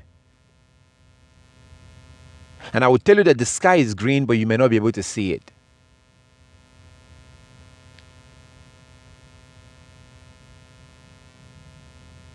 And if you now begin to see that the sky is green, people will think you're crazy. So that brings us to 1 Corinthians chapter 2. 1 Corinthians chapter 2, from verse 14. Those who are not spiritual, 1 Corinthians chapter 2. Those who are not spiritual cannot understand the things of the Spirit. That's the reason why the Most High asked that question he asked in the book of Jeremiah chapter 9:11 to 16. Jeremiah 9:11 to 16.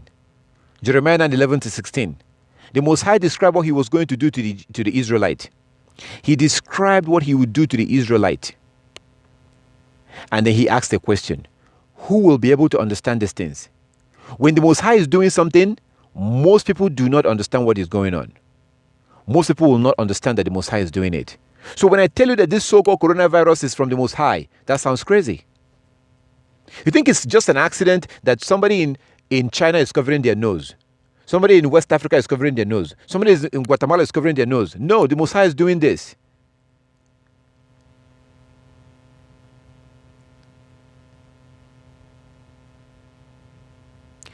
If you want to be close to the Most High and be close to Him and be able to get connected and be able to understand what the Most High is doing, get ready to be crazy.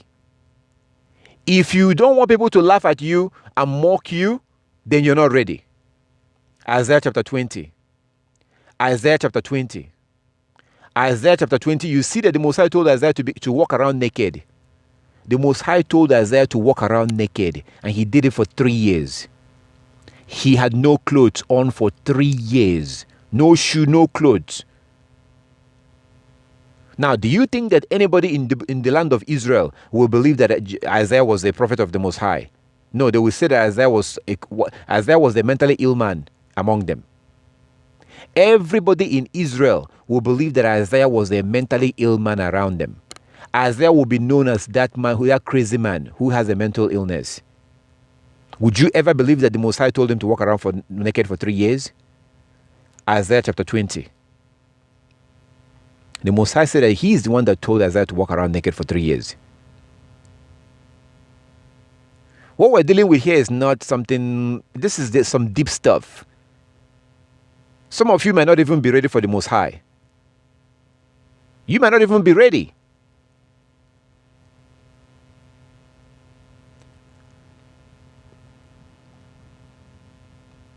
We talk about how we want to know the Most High, how we want to know Him. You might not even be ready to know Him. Because you have to completely turn your back on the world. You have to be ready to be crazy. You have to be ready to be laughed at, mocked. And it usually starts with your family members.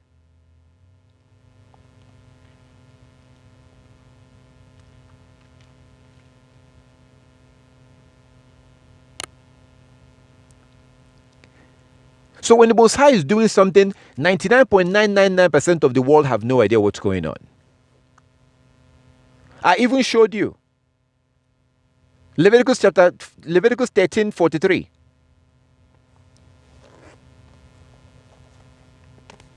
Then you go down to 45. You see what the Most High said about covering those who are suffering from plague. They should cover their mouth. It's a plague. The Most High is doing this. And this is just the beginning. Oh, you haven't seen nothing yet. Oh, they're getting ready with the so-called vaccine. They're getting ready. And soon they'll begin to chase you around. You must receive it. And when you do receive it, that vaccine will now begin to cause all kinds of problems in your body.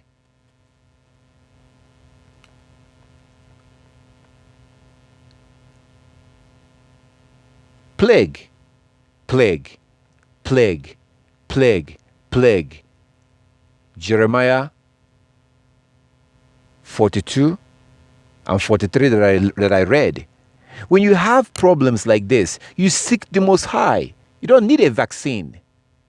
When the Most High is doing things like this, you don't seek any other solution. You seek the Most High. Is the world doing that? No. They're trying to develop a vaccine. And these animals, they've told you already that they are not sure that the vaccine is going to work, but they'll give it to you. They've already declared that already. The Europeans, Bill Gates and his people, they've said, the Americans, they have already passed their so-called law to immune themselves from persecution. They've already did that already. So if you receive the vaccine that they will give you and something happened to you, you can sue them. They did that already. The Most High will use these devils to punish the world. The world has no idea what's coming. Punish the world for what reason? For abandoning the law. Isaiah chapter 44, Isaiah chapter 24, 1 to 6. Isaiah 24, 1 to 6. This is just the beginning. This is just the plagues before the final destruction that will happen with nuclear bomb. The Most High will cause these nations to start fighting each other. America, Iran, North Korea, Russia, Britain, they will begin to use this nuclear bomb that the Most High have caused them to develop. The Most High made them develop this nuclear bomb. You don't just go develop a nuclear bomb that will wipe out everybody in the world. Who does that? Who develops the weapon that will kill everybody? The Most High made them do this. You think that the Most High will create us and then allow men to develop something that can wipe out everybody? Really? Then you don't understand how much the Most High is in charge. He is in charge. As Nebuchadnezzar told you in Daniel chapter 4. Daniel chapter 4. The Most High is in charge. He's watching everything. So when I keep screaming about the Lord, the Lord, the Lord, the Lord, the Lord, you think I'm crazy. The only thing that can save you is the law. And then when the Most High begins to direct you, would you be able to accept the direction? Or are you going to be like our ancestors in the book of Jeremiah chapter 42 or 43? Because some of the things that the Most High will ask us to do, we don't want to do it. We pretend and claim that we will do it. But when the time comes, we won't do it. When the Most High wants you to leave Europe or you leave America, are you going to do it?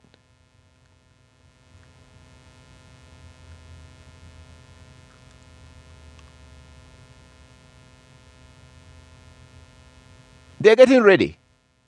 In a few months right now, they will tell you that they have the vaccine. And you will not be able to get into a store and buy things from the store without showing them you have the vaccine. And they will mobilize. They're going to mobilize. They said the other day that they have told the governor, governor of some state to prepare, to get ready to circulate the vaccine. So they will use their national guard to force you to receive it. Because they say that, they will say it's a national security. That whether you want to get it or not, it doesn't matter. Because they can't allow you not to get the vaccine. Because then you will spread the disease to other people. So therefore, you must get it. World Health Organization. World Health Organization. World Health Organization has more than 100 countries that are signed up there. Most countries, as part of, only about maybe 3 or 4 countries or something that are not part of the World Health Organization. So it doesn't matter where you are. Your country is part of the World Health Organization. Now, World Health Organization has something that these countries have signed. I'm going to see if I can show you a video. I'll post a video later for you to watch about World Health Organization. Your country signed that particular pledge that World Health Organization have control of your country. So if there's a pandemic or a disease, World Health Organization will require that everybody in that country must participate. So if they want to give a vaccine, you have no choice. If they want to give a vaccine, no citizen in that country will have a choice in the name of security. Because they will say that they cannot allow you to walk around without getting, if you don't want to get it, it doesn't matter. Because if you don't get the vaccine, you will spread the disease to others. So therefore, you must get it. I'm going to post a video about World Health Organization so you can watch. And most countries have signed up to this.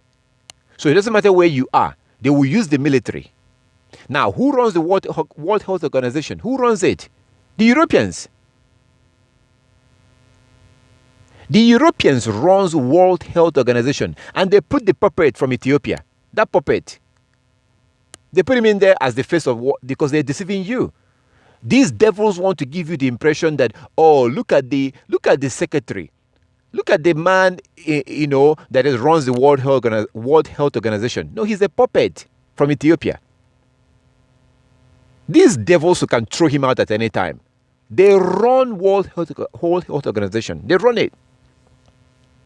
They run United Nations.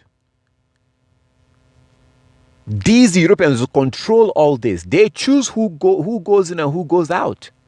This is their world. This is their time. Which brings me back to my original point. You have to check out of this system. When the time comes, they will use the military in your country to start going around. Whether you like it or not, you must get that vaccine. Then when you get the vaccine, you will now begin to develop all kinds of disease. It's a plague. Plague. Plague. Plague. And the Most High is doing this. Because we're breaking the law. Isaiah 24, verse 1 to 6. Doesn't matter where you are. They will use the military in your country to do this. I just heard the other day, I had somebody that made a statement, one of these devils, on TV or on YouTube, that they've already told, it looks like from what I'm understanding, they're beginning to tell the governors to get ready. Because they have their so-called National Guard. And pretty much every state has it basically. So their National Guard, these are, when there's a problem, they bring the National Guard out on the street with their tanks. So they are going to be in charge of mobilizing. So this is the military. It is the military.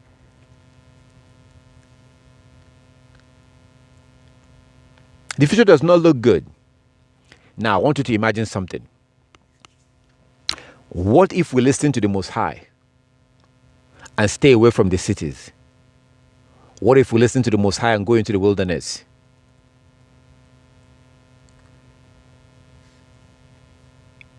You wouldn't have to worry about some store saying that you can't come in and buy something without showing them that you have the vaccine. Because you are in the middle of nowhere, in a small village. You trade your food together in the village. You grow your food together, trade your food together. You may not have electricity, but you have a solar panel. You have your little radio. You can whine and listen to what the chaos and the mayhem happening in the world.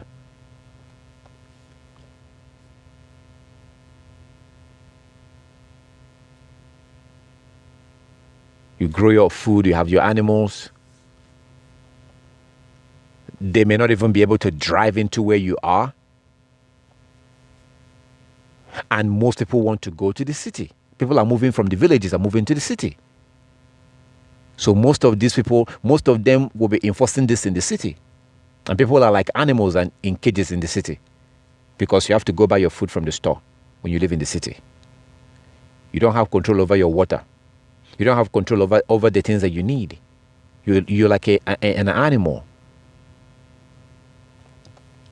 So what if we listen to the Most High and begin to try to get away from Egypt?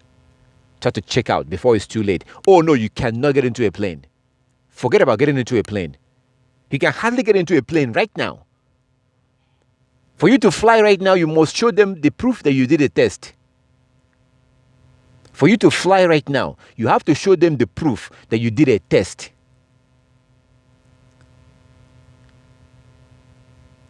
And then the country that you're going into, you have to be quarantined for 2 weeks. So you fly, for example, from America to Africa. You have to do a test, have the result before you get into the plane. When you arrive at the country in Africa, you have to do another test. And they have to hold, they were holding the passport. So they will hold your passport until after that 2 weeks, you do another test. Then they give you your passport. That's what they're doing now. They were doing this already. So as soon as these devils say, okay, we have the vaccine, now you have to prove that you have the vaccine before you can get into the plane. So forget about traveling by plane. That will be over unless you get their so-called vaccine.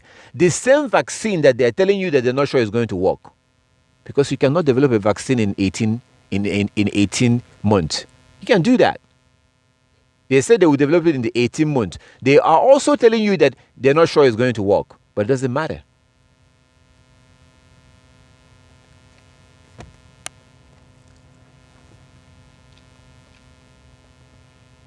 So my advice for us will be, if you want to do traveling, flying by plane, you better do it now. As soon as these devils announce that they have the vaccine, you will no longer be able to get into a plane until you prove to them that you have the vaccine. But then how can you, when the same people are telling you that it's not going to work, but you're going to get it anyway? It will not work, but they will force it on you. Many people are going to say, hell no, over my dead body will I get that vaccine. Many people are going to say that. And then these devils will now switch to plan B. They will now say, okay, you're going to get it by force.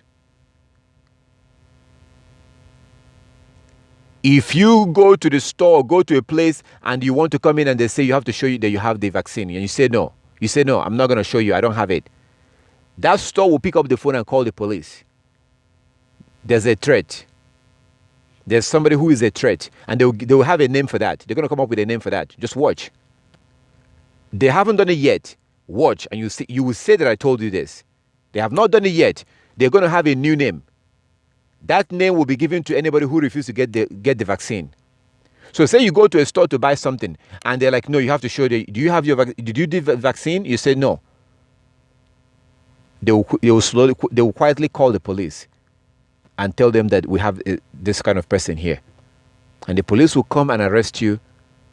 They will arrest you, bound you in bed, and tell you that you're not going anywhere until you get the vaccine. Eventually, they will now inject it on you by force. And that they will declare from their court system that you have no right to say no to the vaccine. They say no, you have no, because of public safety. Because of public safety, public health, you have no choice. You don't have that right to say no. And they will say you have no right to make others sick. Yeah, you have right. Yes, of course, you do have right under the Constitution. But the right you have does not include making people sick. And they will vilify you and make you the bad one. Which, once they say this, that now allow them to give it to you by force. The future does not look good. The solution for us right now is to start keeping the law and begin to plan to move before they begin to do these things, which have already started already. Because now you cannot fly internationally without doing the test and then proving to them that you did the test. There's a country in Africa. I forgot the name of the country. But the president of that country brought out a goat, a watermelon, and I think something else. And he did a coronavirus test on these things that he brought out. He did a coronavirus test, so-called coronavirus test. And goat and watermelon and whatever, they all became positive. He did this on purpose. He did this to show how ridiculous that test is. How can a goat be positive? How can watermelon be positive? So this president, I forgot the name of the country in Africa, he did a test. And what he wanted to do is to show that this so-called coronavirus thing it's not true. It's not what they think it is. So what kind of a test is that a goat or watermelon will test positive for coronavirus? What kind of test is that? That's why I was telling you that this is not what you think it is. These Gentiles doesn't even understand what's going on. Europeans have no idea what this is. They just called it coronavirus, COVID-19. And most of the people in the world are spiritually dead, spiritually blind. So they are trusting on the Gentiles. But the Gentiles you're trusting on have no idea what's going on. And the proof that they have no idea what's going on is, in the beginning they say, wash your hand, wash your hand, wash your hand, wash your hand. That's all you kept hearing. You go to some stores, they give you hand sanitizer to wash your hand, to clean your hand before you can go into the store. Yeah. So in the beginning, they were saying, wash your hand, wash your hand, wash your hand, wash your hand. That's what they were saying in the beginning. And everybody thought they knew what they were talking about. Whatever happened to washing your hand? When is the last time you had somebody say wash your hand? So they went from telling you wash your hand to now saying wear a mask, wear a mask, wear a mask, wear a mask. That is the proof that they don't know what's going on. The way they were talking about washing your hand and covering your nose, washing your hand, it was washing your hand. The way they were talking about it, you thought that was the solution. They sounded so confident. These people have no idea what they're talking about. The way they switch to washing your hand to wearing a mask is just a proof they don't know what they're talking about. They are scrambling. They don't understand this. They pretend as if they understand it. And the rest of the world is following them. Every other country is waiting for the CDC in America.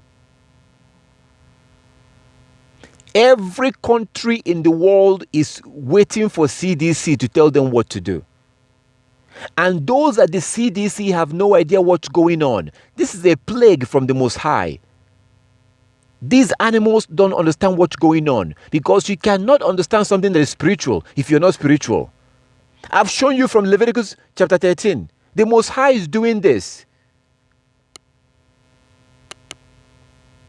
The Most High is doing this. So it was wash your hand, wash your hand, wash your hand, wash your hand, and then wear a mask, wear a mask, wear a mask. The next thing now is vaccine, vaccine, vaccine. And guess who's going to accept the vaccine first? Our people. And you're going to see the kind of insult, attacks that will come from your own family member that will say that you're crazy for refusing to accept the vaccine. Your family members will not want to hear it. Some of your family members will stop talking to you. Watch. It is not a matter of if. The things I'm telling you is coming. These things will happen. It has already started happening. As soon as these animals say that they have the vaccine, you have no choice.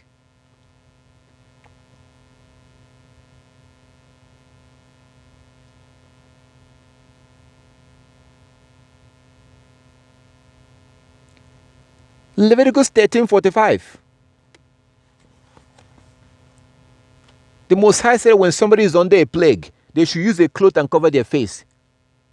Isn't that what we're doing today? I warned you, stop covering your nose. because it will create long problem for you. Actually, you can cover your nose if you want to. Because I don't want you to come back and say, well, I became sick because you told me to cover my nose. You don't have to cover your nose. Go do whatever you want to do. If you're stupid, yeah, take something and block your nose and keep recycling the same air. Because the Europeans said so. You're dumb and stupid. You don't realize that you need fresh air.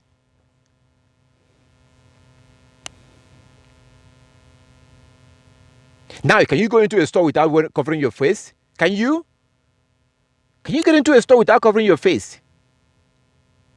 It's going to be worse when they claim that they have the vaccine. It's going to be worse then. I told you that they're going to have a name for that. They are going to have a name for that. They're going to have a name that will be given to those that refuse to get the vaccine. And those people are going to be hunted down by the military. And you're going to get it by force. And your brothers and your sisters, your relatives, some of them will stop talking to you. They will think that this your thing has gone out of hand. They will tell you that this is no longer a joke. How can you be walking around without getting the vaccine? And you're trying to tell them, no, listen, this vaccine is not good for you. They don't want to hear it. They will not want to hear it.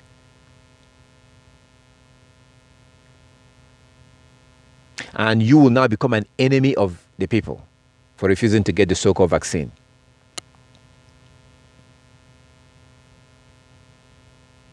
Like as I said, you will forget about getting into a plane.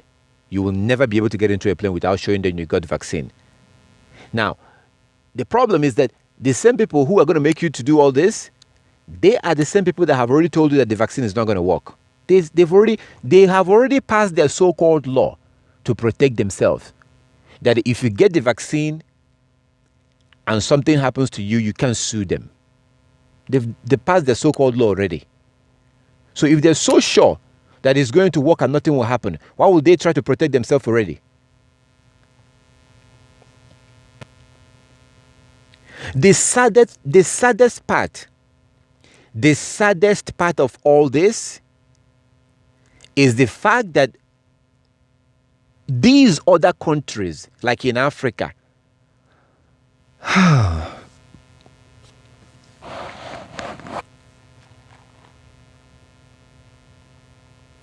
the saddest part of this whole situation is that the so-called leaders of African countries they are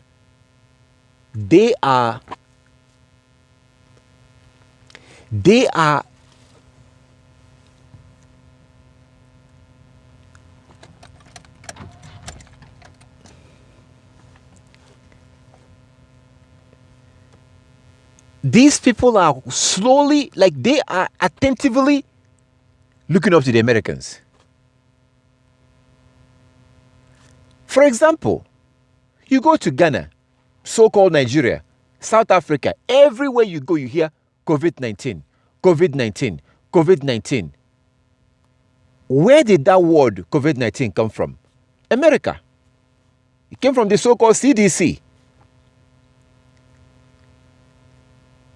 So when I tell you that the Americans rule the world, you may not understand what I'm saying.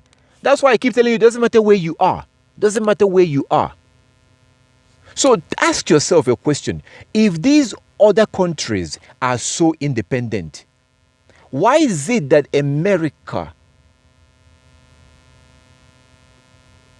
decided to give something a name and every other country start calling that thing that name?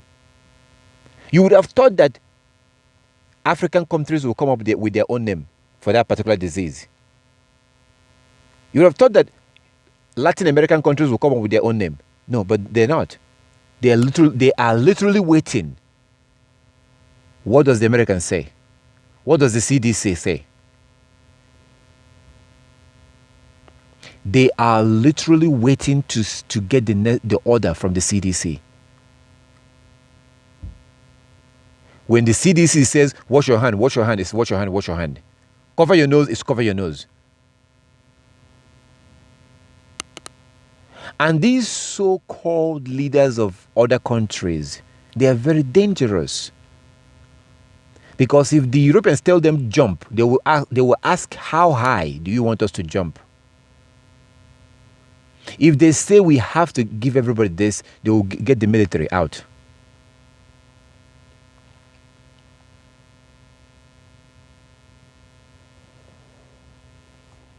So when I speak against these people, you might not understand why I speak against them the way I do.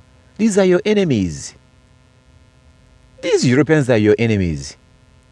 They are your enemies, whether you like it or not, whether you know it or not, whether you accept it or not. It doesn't matter whether you accept it. They are your enemies. They are warring against you. They've been warring against you, and you haven't even seen nothing yet. And the Most High sent them against you. The Most High is the one that allowed them to do this. We went through the book of Jeremiah right now. We went through the book of Jeremiah chapter 40, chapter 42 and 43. I read the whole thing basically. Didn't the Most High say to our ancestors that he will raise up Babylon and Babylon will go destroy Egypt? Didn't he say that? So I want you to imagine you are back then, you're living back then, and all of a sudden you have gone to Egypt for safety and for food. Now you hear that the Babylonians are coming to destroy Egypt. What would you think? Would you ever think that the Most High is doing it? No. You would not. That's the last thing you're thinking. This actually happened. The Egyptians were real. The Egyptians are real. The Babylonians are real. It's not some made up fake story. No, they are real. The land of Egypt is over there. The land of Babylon is over there. They're real. So imagine the Babylonians coming in to destroy Egypt. The last thing you're thinking is that the Most High is making them to do this. And if somebody tells you that the Most High, same thing I'm talking about America, same thing about America. The Most High will destroy America. He already told you that. Revelation chapter 18. Revelation 18, he will do it. The Most High is doing this coronavirus thing, right? The so-called coronavirus. I don't like to call it coronavirus. The Most High is the one that gave us this plague. That gave this plague to the world. That's why it's killing mostly the Gentiles. This is not our plague. This is their plague. We can escape this plague if we don't be like them, if we don't eat like them, if we don't follow them. If we keep the law, we'll escape the plague. But there's going to be other things that will come with the plague. That, in order for us to avoid those things, we have to stay away from the Gentiles completely.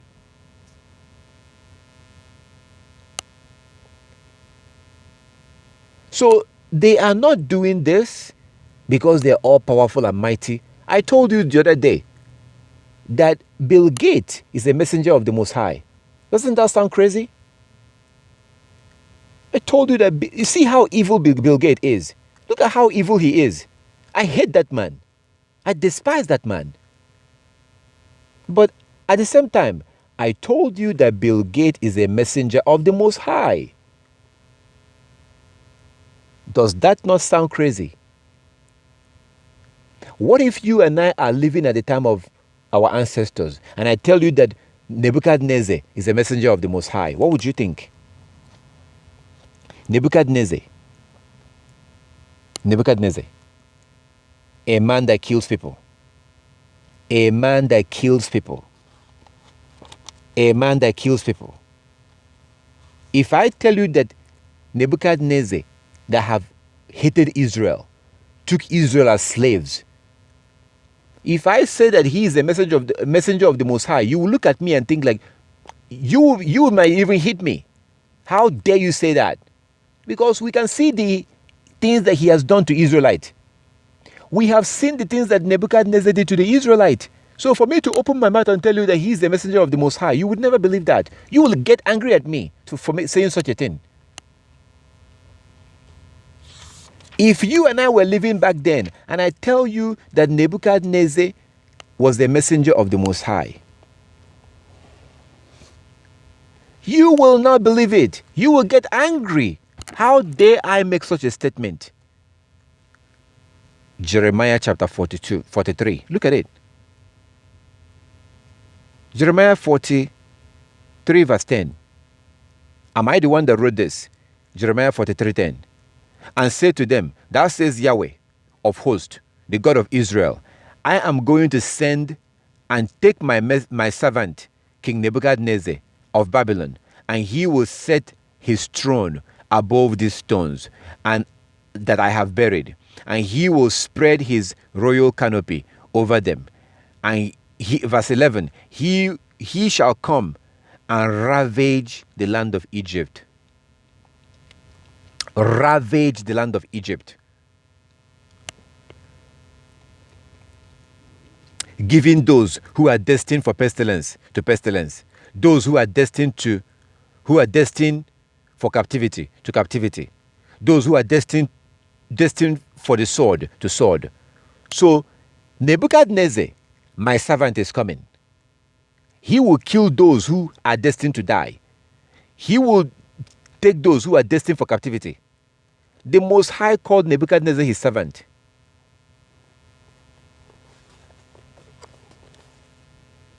I pray that these things that we're going through will help you to understand what's going on in the world, and will help you to understand the real God of Israel. It's not the ones that we knew about. He's not the one that we knew about. When I speak and shout and scream about keeping the law, you may not understand why I'm talking like that. When I scream and shout and speak against the Gentiles, you may not understand why I'm speaking like that. I wish you will know what I know. I wish you can see what I see. That is my prayer. That's my desire. I pray that you will understand what I understand and that you will know what I know. And if you do, the number one thing in your life will be the law of the Most High. Nothing else would matter. Nothing else should matter. Number one will be the law. How do I learn the law more? How do I keep the law more? How do I become zealous for the law? How do I obey the law more? That should be priority, because that will be the only solution to everything that is coming.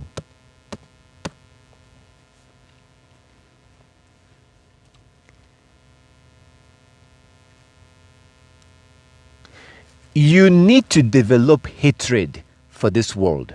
Doesn't matter where you are. Do not like the system. Check out. Check out. You know how you stay in a hotel? Then you check out of the hotel. You have to check out. Try to make sure that your dressing is according to the scriptures. Wear your fringes. Grow your beard. Do not go to the store and buy jeans. Stop wearing jeans. Anything that the Gentiles have designed and developed, like their style of dressing, abandon it. I don't wear jeans.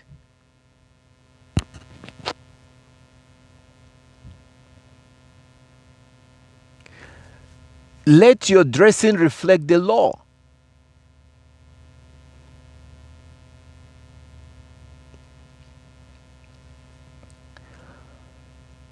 If you are a woman, don't go to the store and buy your clothes. Try to buy a dress, get a dress, because a dress is a general dressing, like what I'm wearing right now. If I stand up right now, this thing goes down, like it's long. So just get regular clothes. Do not be going to the store and buying the latest design that are designed by the Gentiles. Just wear a dress, just a dress. If you're a man, try and wear a robe.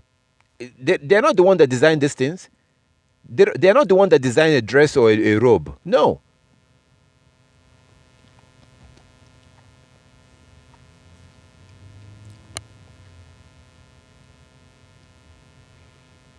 The Most High allowed this world to be the way it is right now because of us, the Israelites, because of our sin, our lawlessness. So the Most High kicked us out and then allowed the Gentiles to be the way they are and to punish us and to oppress us and to do these things. And the Most High checked out. The Most High abandoned us. That is why, as we're waking up, we have to go back to the law. We have to turn our backs on the Gentiles. Like as I always tell you, don't fight with them. Don't argue with them. Don't attack them. Ignore them. We have to ignore the Gentiles and focus our attention on our Heavenly Father by keeping His laws. That is the best thing we could do right now. He's going to take care of the Gentiles. He said He would. Deuteronomy chapter 30. Deuteronomy chapter 30. Deuteronomy chapter 30. He said that if we go back to the law, He will now take the curses that He put on us and put it on our enemies, on those that hate us. We have to completely ignore them. We shouldn't be fond of their things, like trying to do the things that they do, like listen to them, dress like them, worship like them, use their calendar. All this nonsense we have to check out. Stop calling yourself, I'm from Ghana, No, never call yourself that nonsense again. You are an Israelite.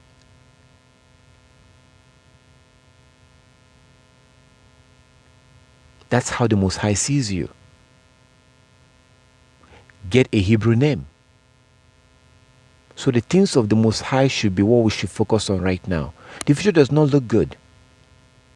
The future does not look good. And this world was never meant to be forever. Like we pray, may your kingdom come. May your kingdom come. This is not our kingdom. Now that more and more of us are waking up and keeping the law, their kingdom is collapsing. Their kingdom is collapsing. And we should deliberately know what to... We, the Israelite, should deliberately not want to participate in their kingdom. Because our own kingdom is coming. This is their time. This is the time of the Gentiles, like Yeshua HaMashiach says in Matthew 24. This is the time of the Gentiles. This is their time. We should not participate, not go to the school, not do none of that. And like as I showed you earlier, I read John chapter 17. You saw what our Savior was saying. According to Christ in John 17, we can live in this world and not be upon this world. If we will focus on keeping the law, the Most High will now, He will guide us in the way we can live here and not be part of this world. But we ourselves cannot be actively participating in it and then expect the Most High to protect us while we're living in the world. No, we have to check out of their system. No voting, no going to school, no census. You are an Israelite. Stop saying that you're from Ghana, you're from Nigeria, you're from America, you're from Jamaica. Stop saying it. If you are saying that you're from those places, then you're not ready to check out. You're agreeing to that fake country. These countries are fake. So Ghana is Ghana on paper. America is America on paper. They are fake countries created by the Europeans. Stop saying that you're from there. You're an Israelite. Case closed. You have to check out of that ideology by saying that you're from those countries. You're not from there. The Western name that you were given, reject that name. Choose a Hebrew name. These things are the kind of things that will not make the Most High. This kind of behavior and attitude will now make the Most High, maybe, as you see in Malachi chapter 3 from verse 14, this kind of behavior is what will now make the Most High to say, okay, all right, He will appoint some of the angels.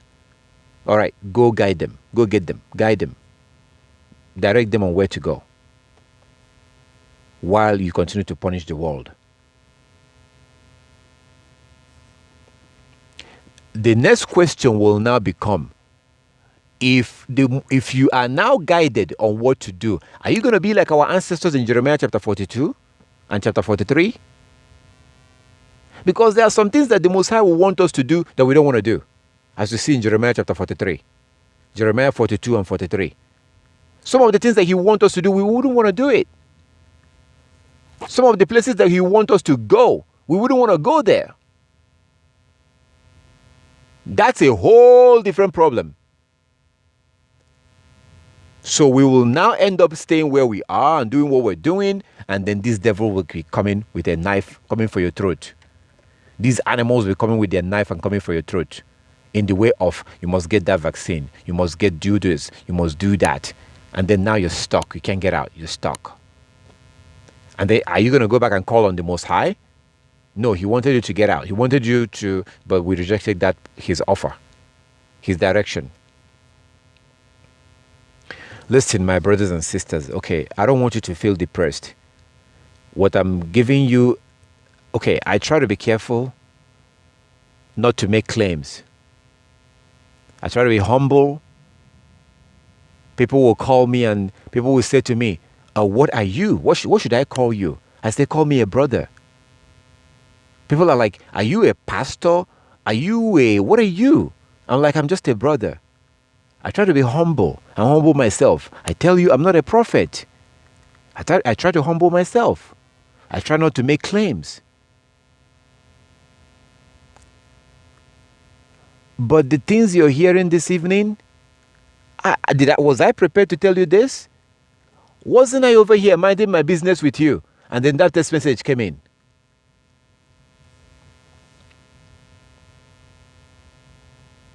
So if I tell you that these things are coming from the Most High, you may not believe it. I don't know. What can I say if you don't believe it?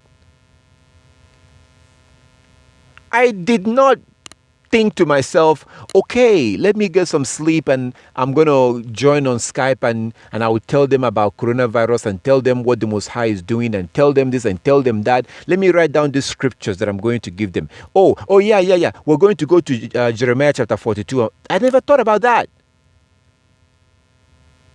If that text message that I read for you that came in on my phone while I was talking about something else, if that text message did not come in, I wouldn't have even gone to this place that we went to right now.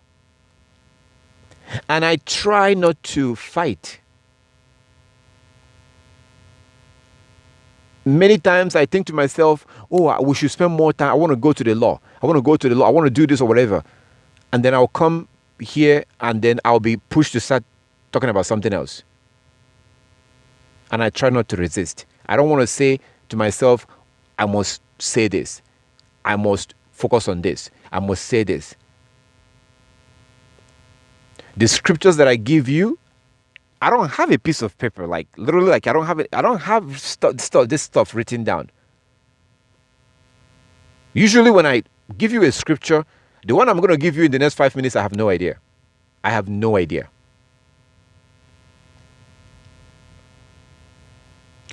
So, I don't want you to be depressed or feel bad because these things are going to happen. But majority of the people have no idea. They don't have access to this information. They don't understand what's going on. They don't know that the Most High is doing this so-called coronavirus thing. And the point is that we have an advantage. You have an advantage. At least you understand what's going on, which can now allow you to be able to make your proper move. For example, as soon as these animals say that they have their vaccine, you are not going to be able to get into a plane without getting that so-called vaccine. The Most High always try to make sure that those who are being obedient to Him has extra information that the general public doesn't have.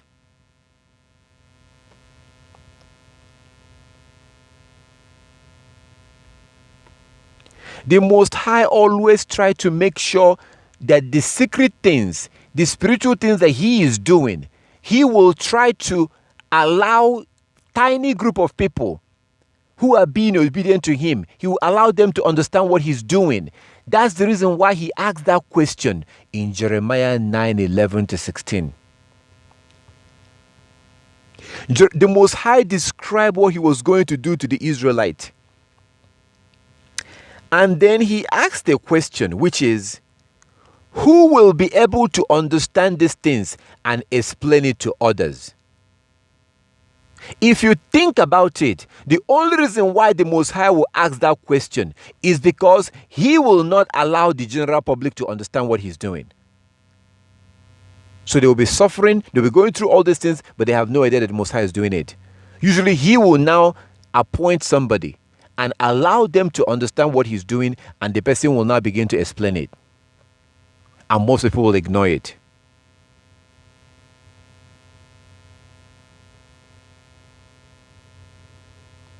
You also see this in action with Prophet Ezra in 2nd Esdras. The Most High specifically told him, some of those books that you write, put them away. Don't show it to all Israel. Try and read the book of 2nd Esdras and you will see this.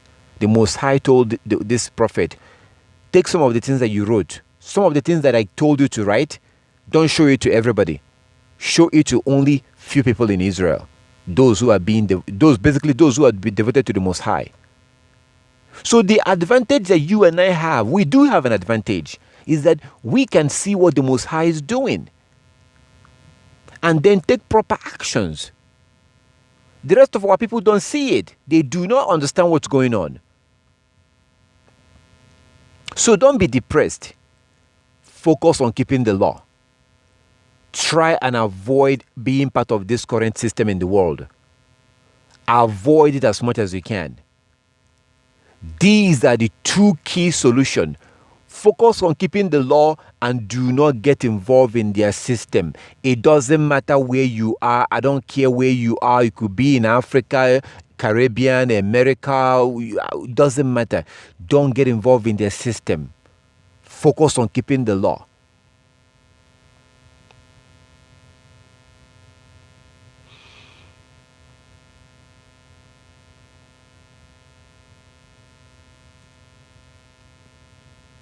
When our ancestor was sent into Babylon, Babylon was included. I'm sorry, Daniel was included.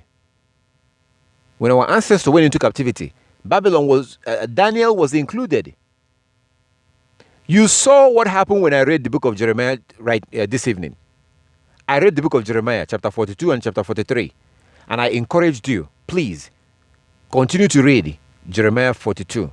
Go all the way to chapter 46. Read Jeremiah chapter 42 to chapter 46. 4 chapters, read it. Jeremiah chapter 42 to chapter 46, so you can understand, you can see the rest of the story, what happened. Did you notice what happened in that chapter 43? Did you notice what happened?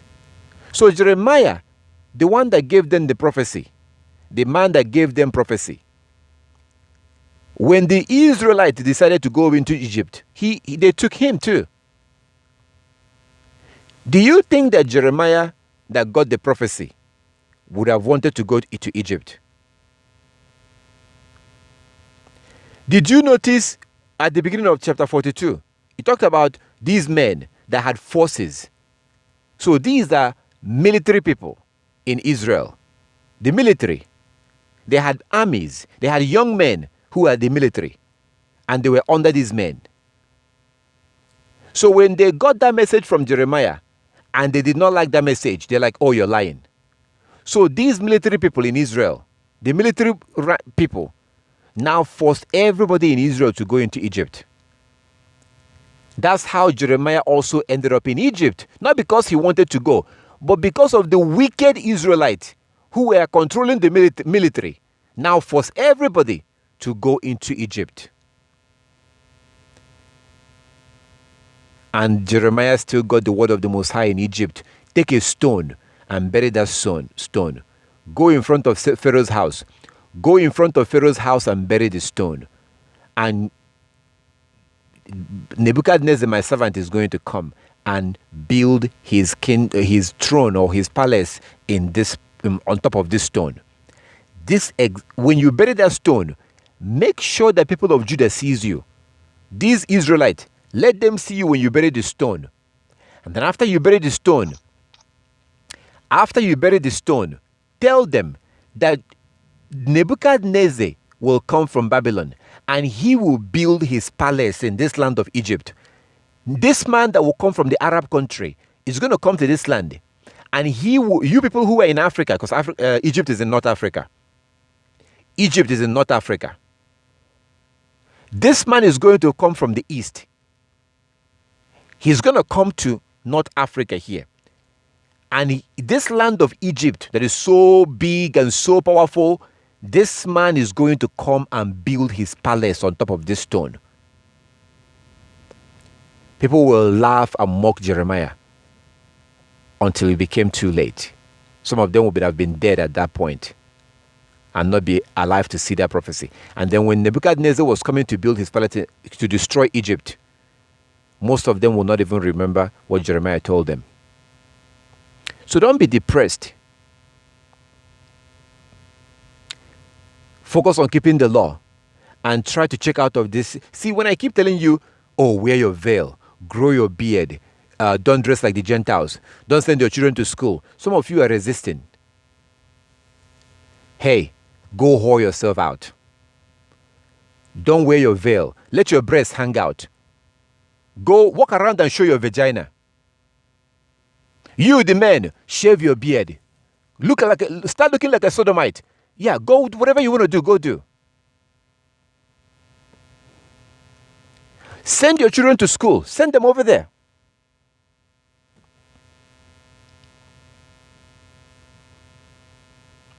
Send your children to school. When I keep screaming about these things, you don't understand what's going on. That's why I said that I pray you will know what I know. I pray you will see what I see. Trying to help you to come out of this mess and become the head and not the tail. And go back to the royal family that you belong in. You keep resisting. I'm going to sit over here arguing with you about keeping the commandment. Go whore yourself out.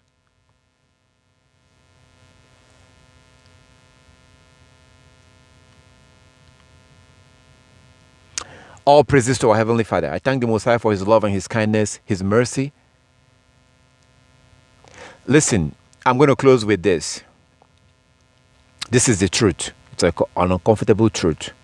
This truth is uncomfortable. My brothers and sisters, you need to consider moving to Africa. Because these animals are not going to be able to have as much power in Africa. Now, I'm not asking you to, hey, brother or sister, I have a house in Africa. You should come and live in my house and pay me. I don't give a damn where you go in Africa. I will probably not allow you to be around me in Africa.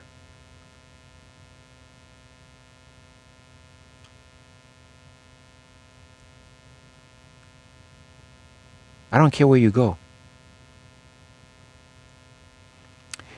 These animals, because of the nature of Africa,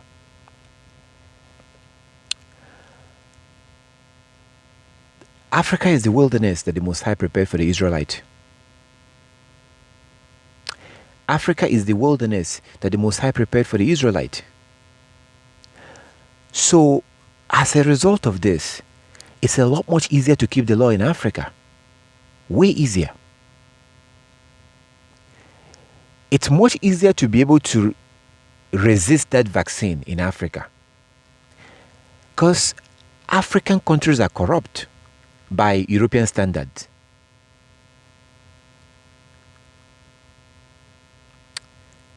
It's a place that if you don't want to receive the vaccine, you can pay the police and they will leave you alone. You can't do that in America or Europe.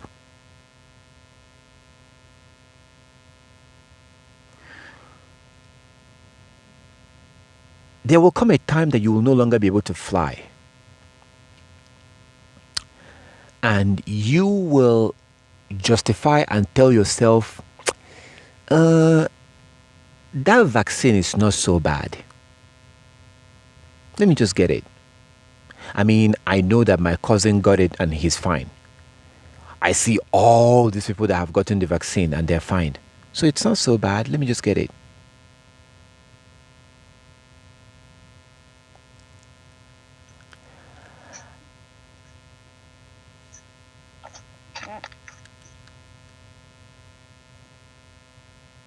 And then the time will come when the side effects will begin. And the side effects of this vaccine will not be the same for everybody. Some people are going to develop lung cancer, this cancer, that cancer. It's not going to be the same for everybody. These animals understand this. That's why they quote unquote pass their law already to protect themselves. So you'll not be able to sue them. It's a lot much easier to navigate in Africa. It's a lot much easier to survive in Africa without having to, so it's easier to say, I don't want that vaccine, I'm not going to get it. And you can navigate in Africa much, much easier. Because in Africa, you have big cities like Accra in Ghana. You have a place like Lagos, Nigeria. You have Cape Town. You have these places that are huge cities. Most people are flocking to the big cities. Lawkeepers will be heading towards the villages. So whatever is going on will usually affect the big cities. The military are usually in the big cities. So in big cities, you have no land. You can grow your own food. You can raise an animal because you live in an apartment. You have to live in an apartment. And even when you own a house in the big city, you don't have land to grow and do all these other things. So typically, those who live in the big cities, they usually get their food from the stores, from the grocery stores. Those who live in the small villages, they may not have light. They may not have electricity. But they have access to clean food. They have access to clean water that has not been contaminated. Your life will not be glamorous. I guarantee you that. You are not going to have access to a big hospital. You will not have access to a grocery store. Your life will not be fancy.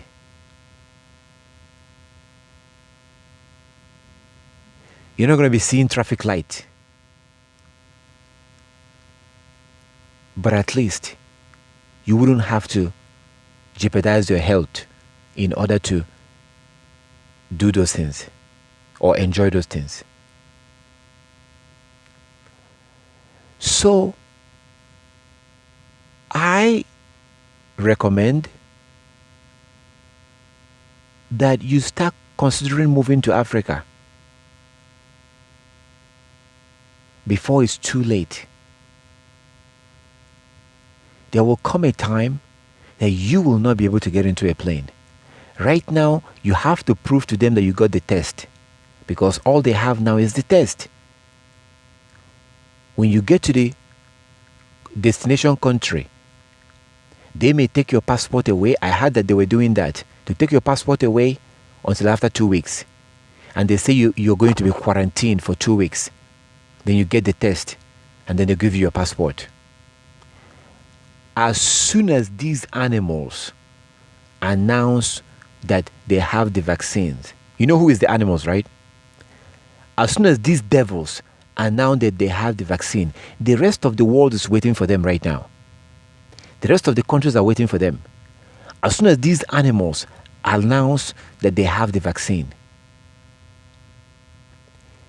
the rest of the countries will now change their so-called rules.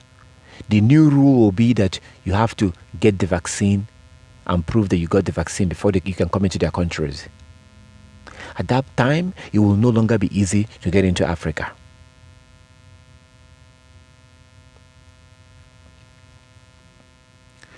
That's just something for you to think about.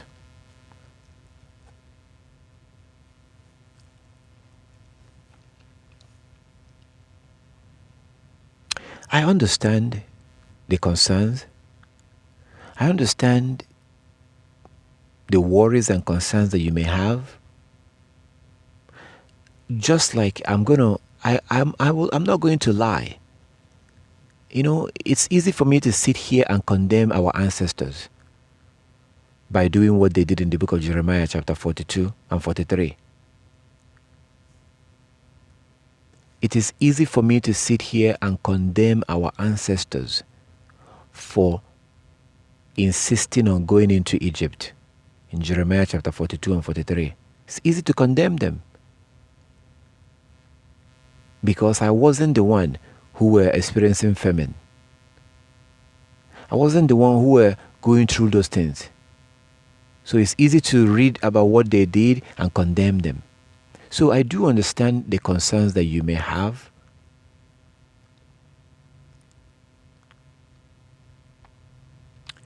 But the other option is not good either.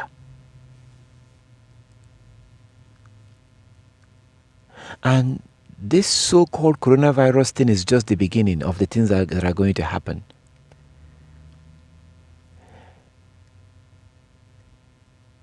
Eventually, they're going to get it to a point where you have to now, like, show them that you have the vaccine, but then you have to, like, show them using some chip or something, and that microchip is not going to be mark of the beast.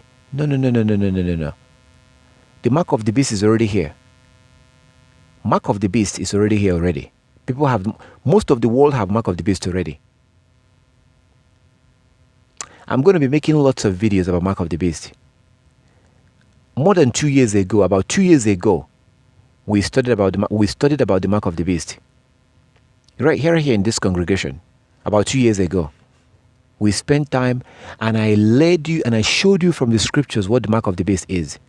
We went through the scriptures. So I didn't just tell you that this is what the mark of the beast is. I showed it to you. Now, at that time, about 2 years ago, I didn't have the kind of system, like I wasn't recording and doing things the way I was doing right now in terms of my recording. I was recording with video at that time, and it took a lot of space in the hard drive, and it was a little bit more difficult recording stuff on the video at that time.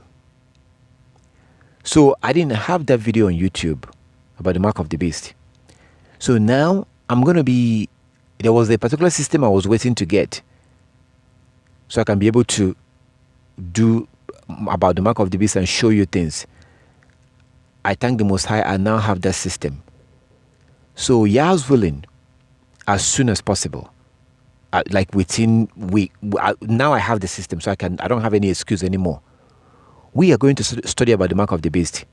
I will show you from the scripture what the mark of the beast is, and you will see that most people in this world have the mark of the beast already. So microchip has nothing to do with the mark of the beast. Microchip have nothing to do with the mark of the beast.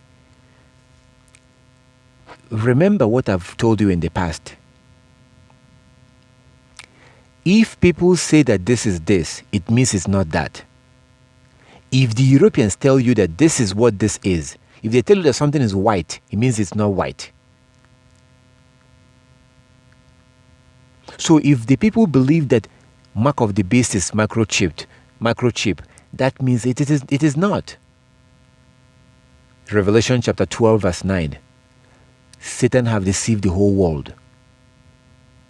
So things are usually the opposite. Everything. Things are usually the opposite of what it's supposed to be. So microchip has nothing to do with the mark of the beast. Zero. When we study about the mark of the beast, which we're going to do very soon, when we go through the scriptures, you will see for yourself.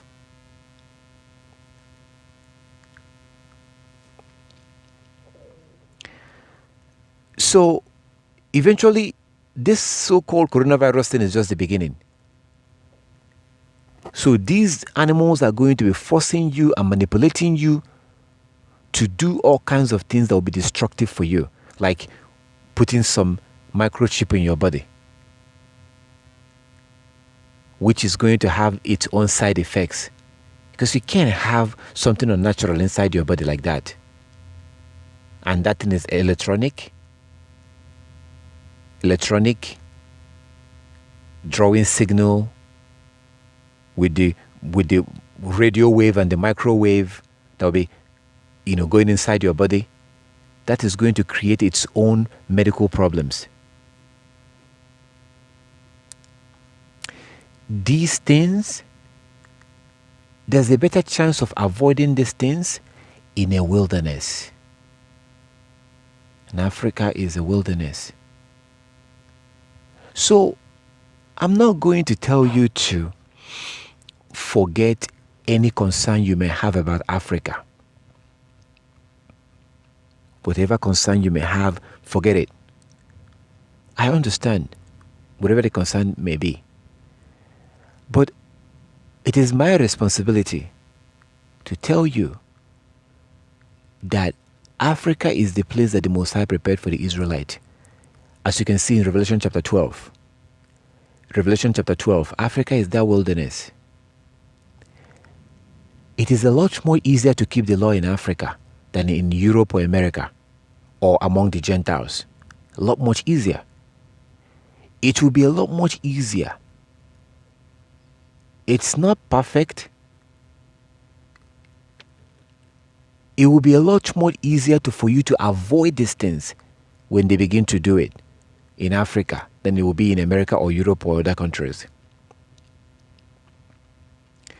The Most High did call upon us in Revelation chapter 18 verse 4. The Most High called upon us to get out to avoid her plagues. Who is her? The Europeans, the nation of Europe, the Americans. Revelation chapter 18 verse 4. Come out from among her, my people, lest you partake in her sins and suffer her plague. This so-called coronavirus is part of her plague.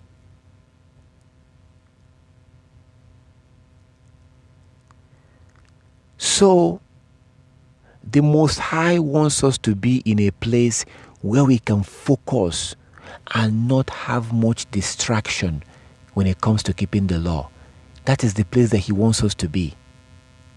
And that place is not Europe or America or China or Japan. We will not be able to focus in keeping the law when we are surrounded by the Gentiles. That is the truth. That was the reason why the Most High wanted our ancestors to come out of Egypt and go into the wilderness. There's less distraction. Same way, the Most High wants Israelites to come out of America. Revelation 18:4. Not just America, Europe. He would rather have us be in the wilderness where we cannot be distracted that much. We can focus on keeping the law.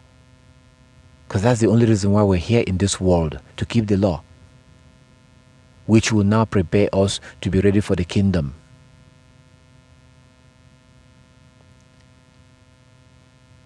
The problem is that we, including myself, we don't want to be in the wilderness. We want to be in the place where we'll have access to everything we need. Have access to food, even though it's fake food. It's food laden with GMO. Have access to all these things that we feel that we need. We don't always want to be in the wilderness. We don't always want to be in the place that the Most High wants us to be. That is the problem. And that is our problem. That is not the problem of the Most High. He wants the best for us. We are easily attracted, we're easily drawn to materialism, including myself. We are easily drawn to materialism, including myself. That was the same reason why our ancestors ignored what the Most High said to Jeremiah, and they went back into Egypt. We have had time, including myself. We, including myself, have had time resisting materialism. So oftentimes we keep on breaking the law because of materialism. And then when you ask us, we will say something like, well, I have to pay my bills. I'm breaking the Sabbath because I have to pay my bills. I'm going to work and they are forcing me to wear a trouser, even though I'm a woman. They are forcing me to wear my trouser. They are forcing me to wear a trouser, and they are forcing me to not cover my hair with a veil. But I have to do it because I have to work. So we begin to make excuses because we're drawn to worldly materialism. And our enemies, these animals, are very happy to distract us with this materialism. All of us, including myself, we must begin to learn how to say and think, you know what? Those things are good. I like them, but you know what? I'm going to focus on the law of the Most High. You know what? I want to be in the big city. I want to do all this stuff. I want to make all this money. But you know what? I don't want to be in the wilderness, but I will do it because of the Most High. We have to learn how to begin to do this. And I myself,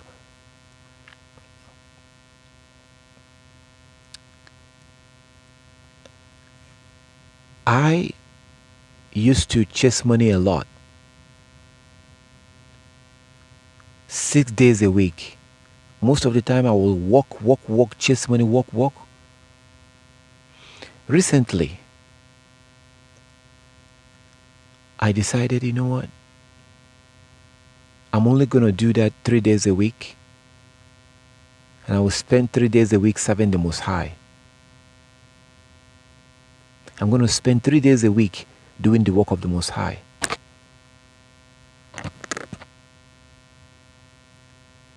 That's how we ended up with the idea of restarting the school.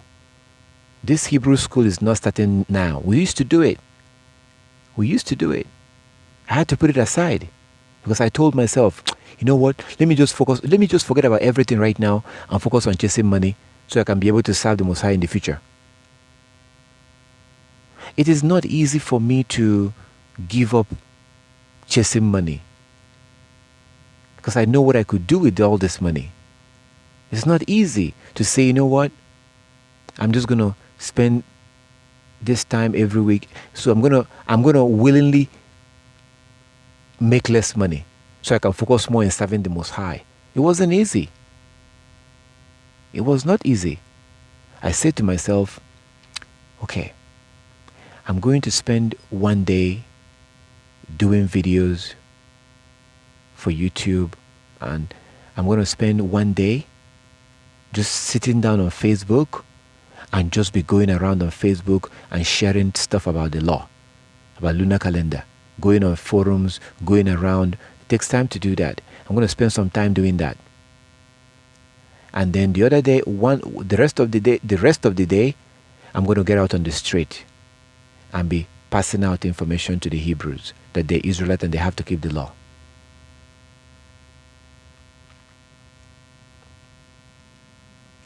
Now, my ultimate desire will be to come to a point where I will devote 6 days a week completely. Complete 6 days a week. If the Most High gives me money right now through lottery or something, then I will devote 6 days a week, because one day is already the Sabbath. So I'm not like one day is the Sabbath already. I will devote 6 days a week completely. But I'm not going to wait until I win lottery or get some money to do that.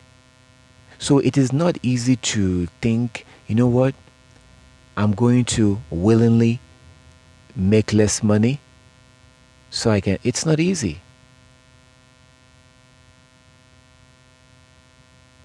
So I can make more videos, try to share stuff and go after people on social media and share things on forums and do things like that. So I can spend hours once a week with a student and teach them about Hebrew culture. It takes hours to do that. I have to sit, I have to review their homework, I have to give them a new homework. It takes time to do that. It's not easy to want to do that. The point I'm trying to make is that at some point, we are going to come to a point that we will have to give up stuff, money. It's not easy to want to do that. That's the reason why that rich man, the poor rich man, that's what happened. In Matthew 19 verse 16 and 17. Matthew 19 verse 16 and 17. Matthew chapter 19 verse 16 and 17. He came to Yeshua and he said, "Good master, what can I do to have eternal life?" Yeshua says, "Don't call me good. Nobody is good. Only the Most High is good. But if you want to have eternal life, keep the commandment." The man says, "I have kept all the commandment." Yeah, he was right. The Most High Yeshua knew he was right. So he didn't rebuke him. So the man was keeping the commandment. So Yeshua says, if you want to have riches in the kingdom, sell what you have, give to the poor, and come and follow me. Follow him to do what? Follow him to just go around? No. When he says, come and follow me, what he meant is, come and follow me to teach the law. Remember, Matthew 13:34. Matthew 13:34 to 36, Yeshua spoke in parable. So when he says, give up this materialism, come and follow me to teach the law, the man he didn't want to do it. It was too much. So we, the Hebrew men, we must serve the Most High. You have to serve the Most High. You don't have to speak. You don't have to know how to speak. I give you example. If a man is serving the Most High, but say for example he is like 4 feet tall, he's a tiny little man. He's very tiny, very little, like very short. But he has the zeal of the Most High and he can talk and then you have another Israelite who is like 7 feet tall with muscles like a giant. If that little Hebrew Israelite go on the street and start talking to the Israelite, he will be attacked. Israelite, as wicked as we are, as much hatred we have towards the Most High, that is the truth. We hate the Most High. Let's not sit here and pretend. We despise the Most High. If you don't want to have anything to do with His word, you hate Him. Exodus chapter 20. He described those that keep His commandment as those that love Him. Those that refuse to keep His commandment as those that hate Him. So if that little Israelite went on the street and be preaching to the Israelite, they will attack him. We are people who kill the prophet. We will attack him.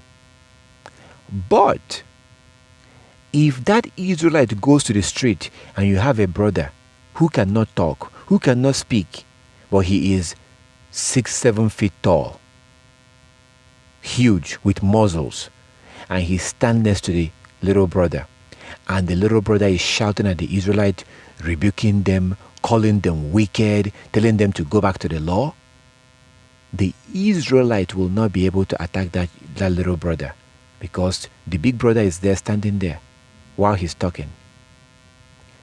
Now, the little brother is serving the Most High. The big brother is also serving the Most High. Because his presence, by him spending his time to be there to protect the little brother is now able to do his work. So they are both serving the Most High. So my point is that you don't need to know how to speak. But if you can help the brothers who are doing the work, you are also doing the work. And us as Hebrew men, we must serve the Most High. We have no choice.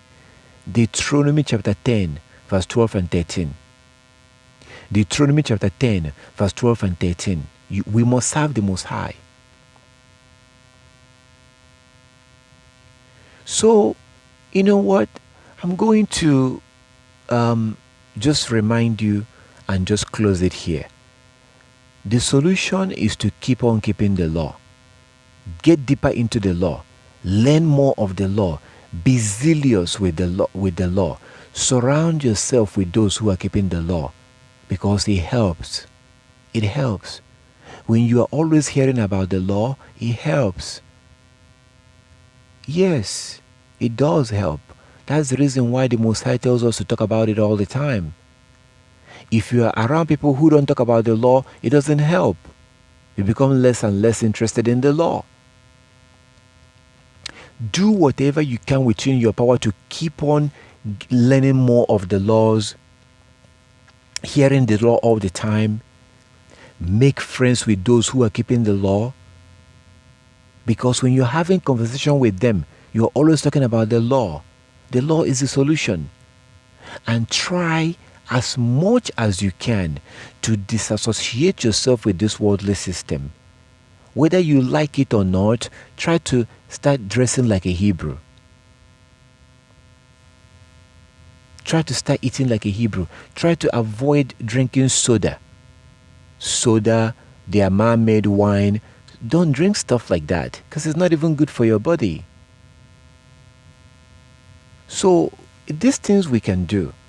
Start doing it. It's not going to be easy, but at least we get started. So I thank our Heavenly Father for everything. I give the Most High all the glory and all the honor. And please, don't send your children to school. Don't send them to school. Teach them these things. Let them walk with you. Let them check out of the worldly school system. Don't let them even go into the worldly system in the first place. Don't let them go into the system in the first place. Isolate yourself. Mind your business. Don't spend too much time with people who don't keep the law. And train your children that way. The Most High is watching. I thank our Heavenly Father for everything. I give the Most High all the glory and all the honor. When the Most High begins to punish the world as He has already started, He will spare you. I'm not the one that says this. Malachi chapter 4. Malachi chapter 4 from verse 1 to 4. What does that say? I'm going to close with this. Malachi chapter 4. Malachi chapter 4 from verse 1 to 4. Let's hear from the Most High. Let Him have the final word or final say. Malachi chapter 4. I'm so grateful right now that this scripture came right now. This is the right place to end this. Malachi chapter 4. Let's see what the Most High said. Malachi chapter 4 from verse 1 to 4. Malachi chapter 4 from verse 1 to 4. And then I'm going to let you talk and ask questions if you want to, as soon as we close this right now. Malachi chapter 4 from verse 1 to 4. Malachi chapter 4 from verse 1 to 4.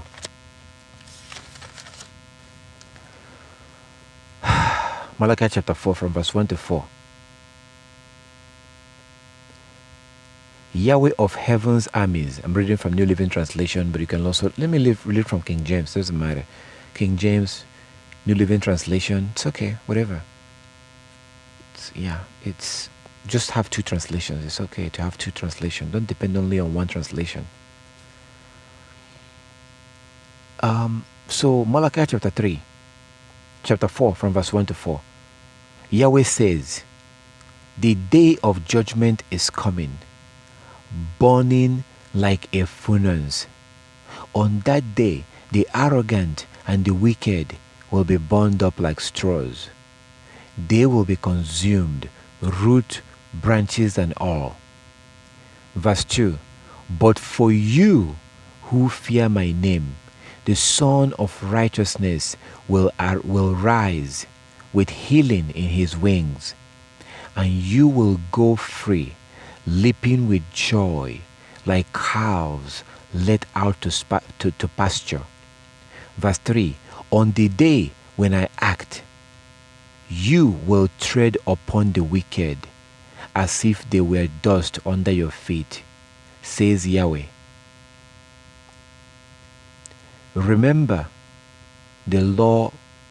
Remember to obey the law of Moses, my servant, all the decrees and regulation that I gave him on Mount Sinai for all Israel. This is a future prophecy. A future prophecy that has not been fulfilled yet.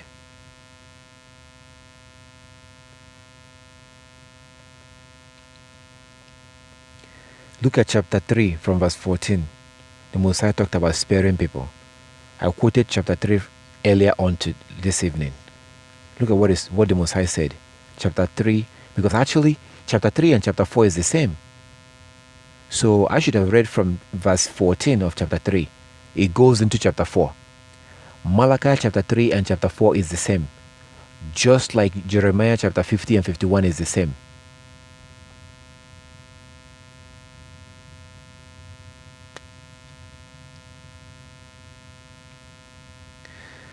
So,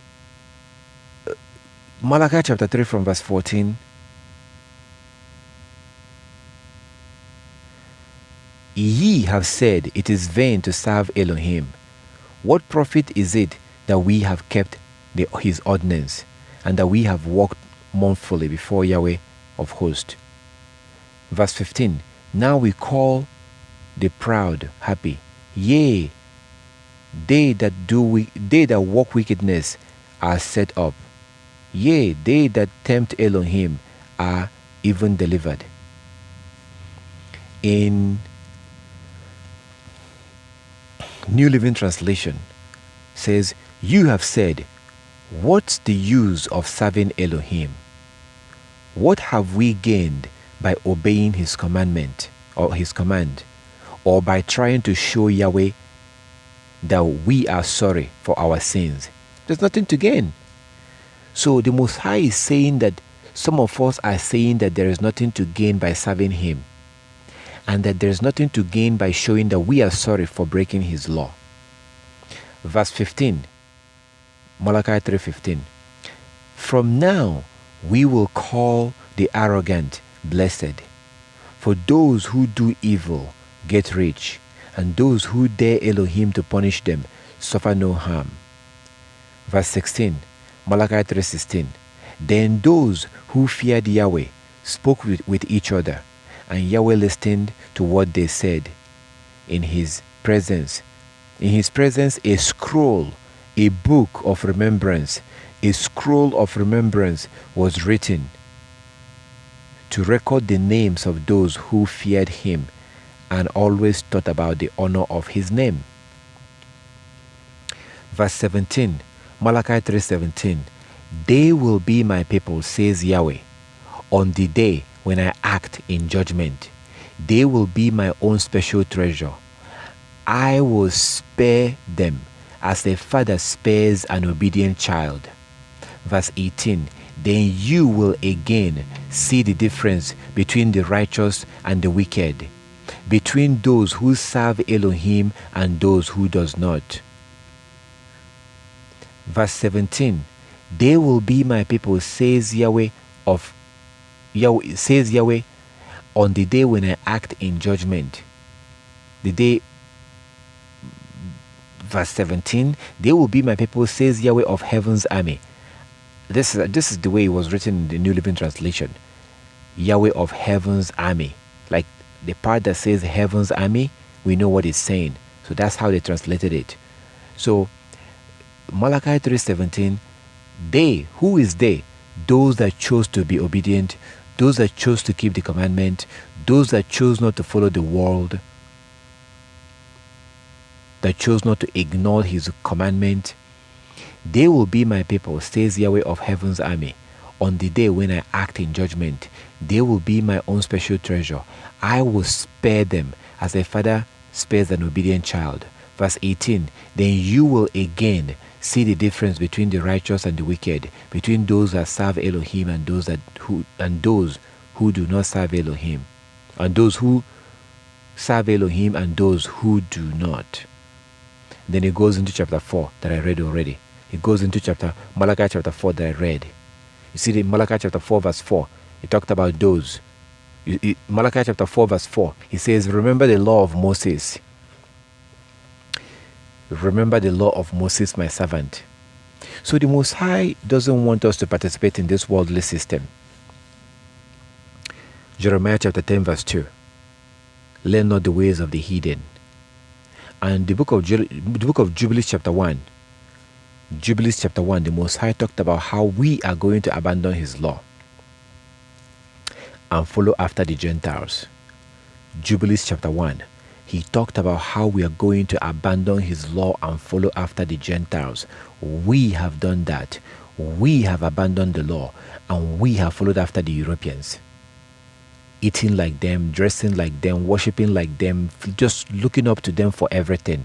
That is not good. That's unrighteous. That is bad. We cannot be looking at these animals. We cannot be following these devils. We can't do that. We have to focus on keeping the law. Keep the law, focus on keeping the law. That's the solution. So all praises to our Heavenly Father. I thank the Most High for his love and his kindness. For those that do have questions about these things, you are more than welcome to ask. More than welcome to contact and ask. I thank our Heavenly Father for everything. Let us focus on keeping the law. Let us keep on keeping the law, because the law of the Most High is the only solution. And the Most High will only spare those that keep his laws. Malachi chapter 3 from verse 14 all the way into chapter 4. He said it. He will only spare those that keep the law. So all praises to our Heavenly Father.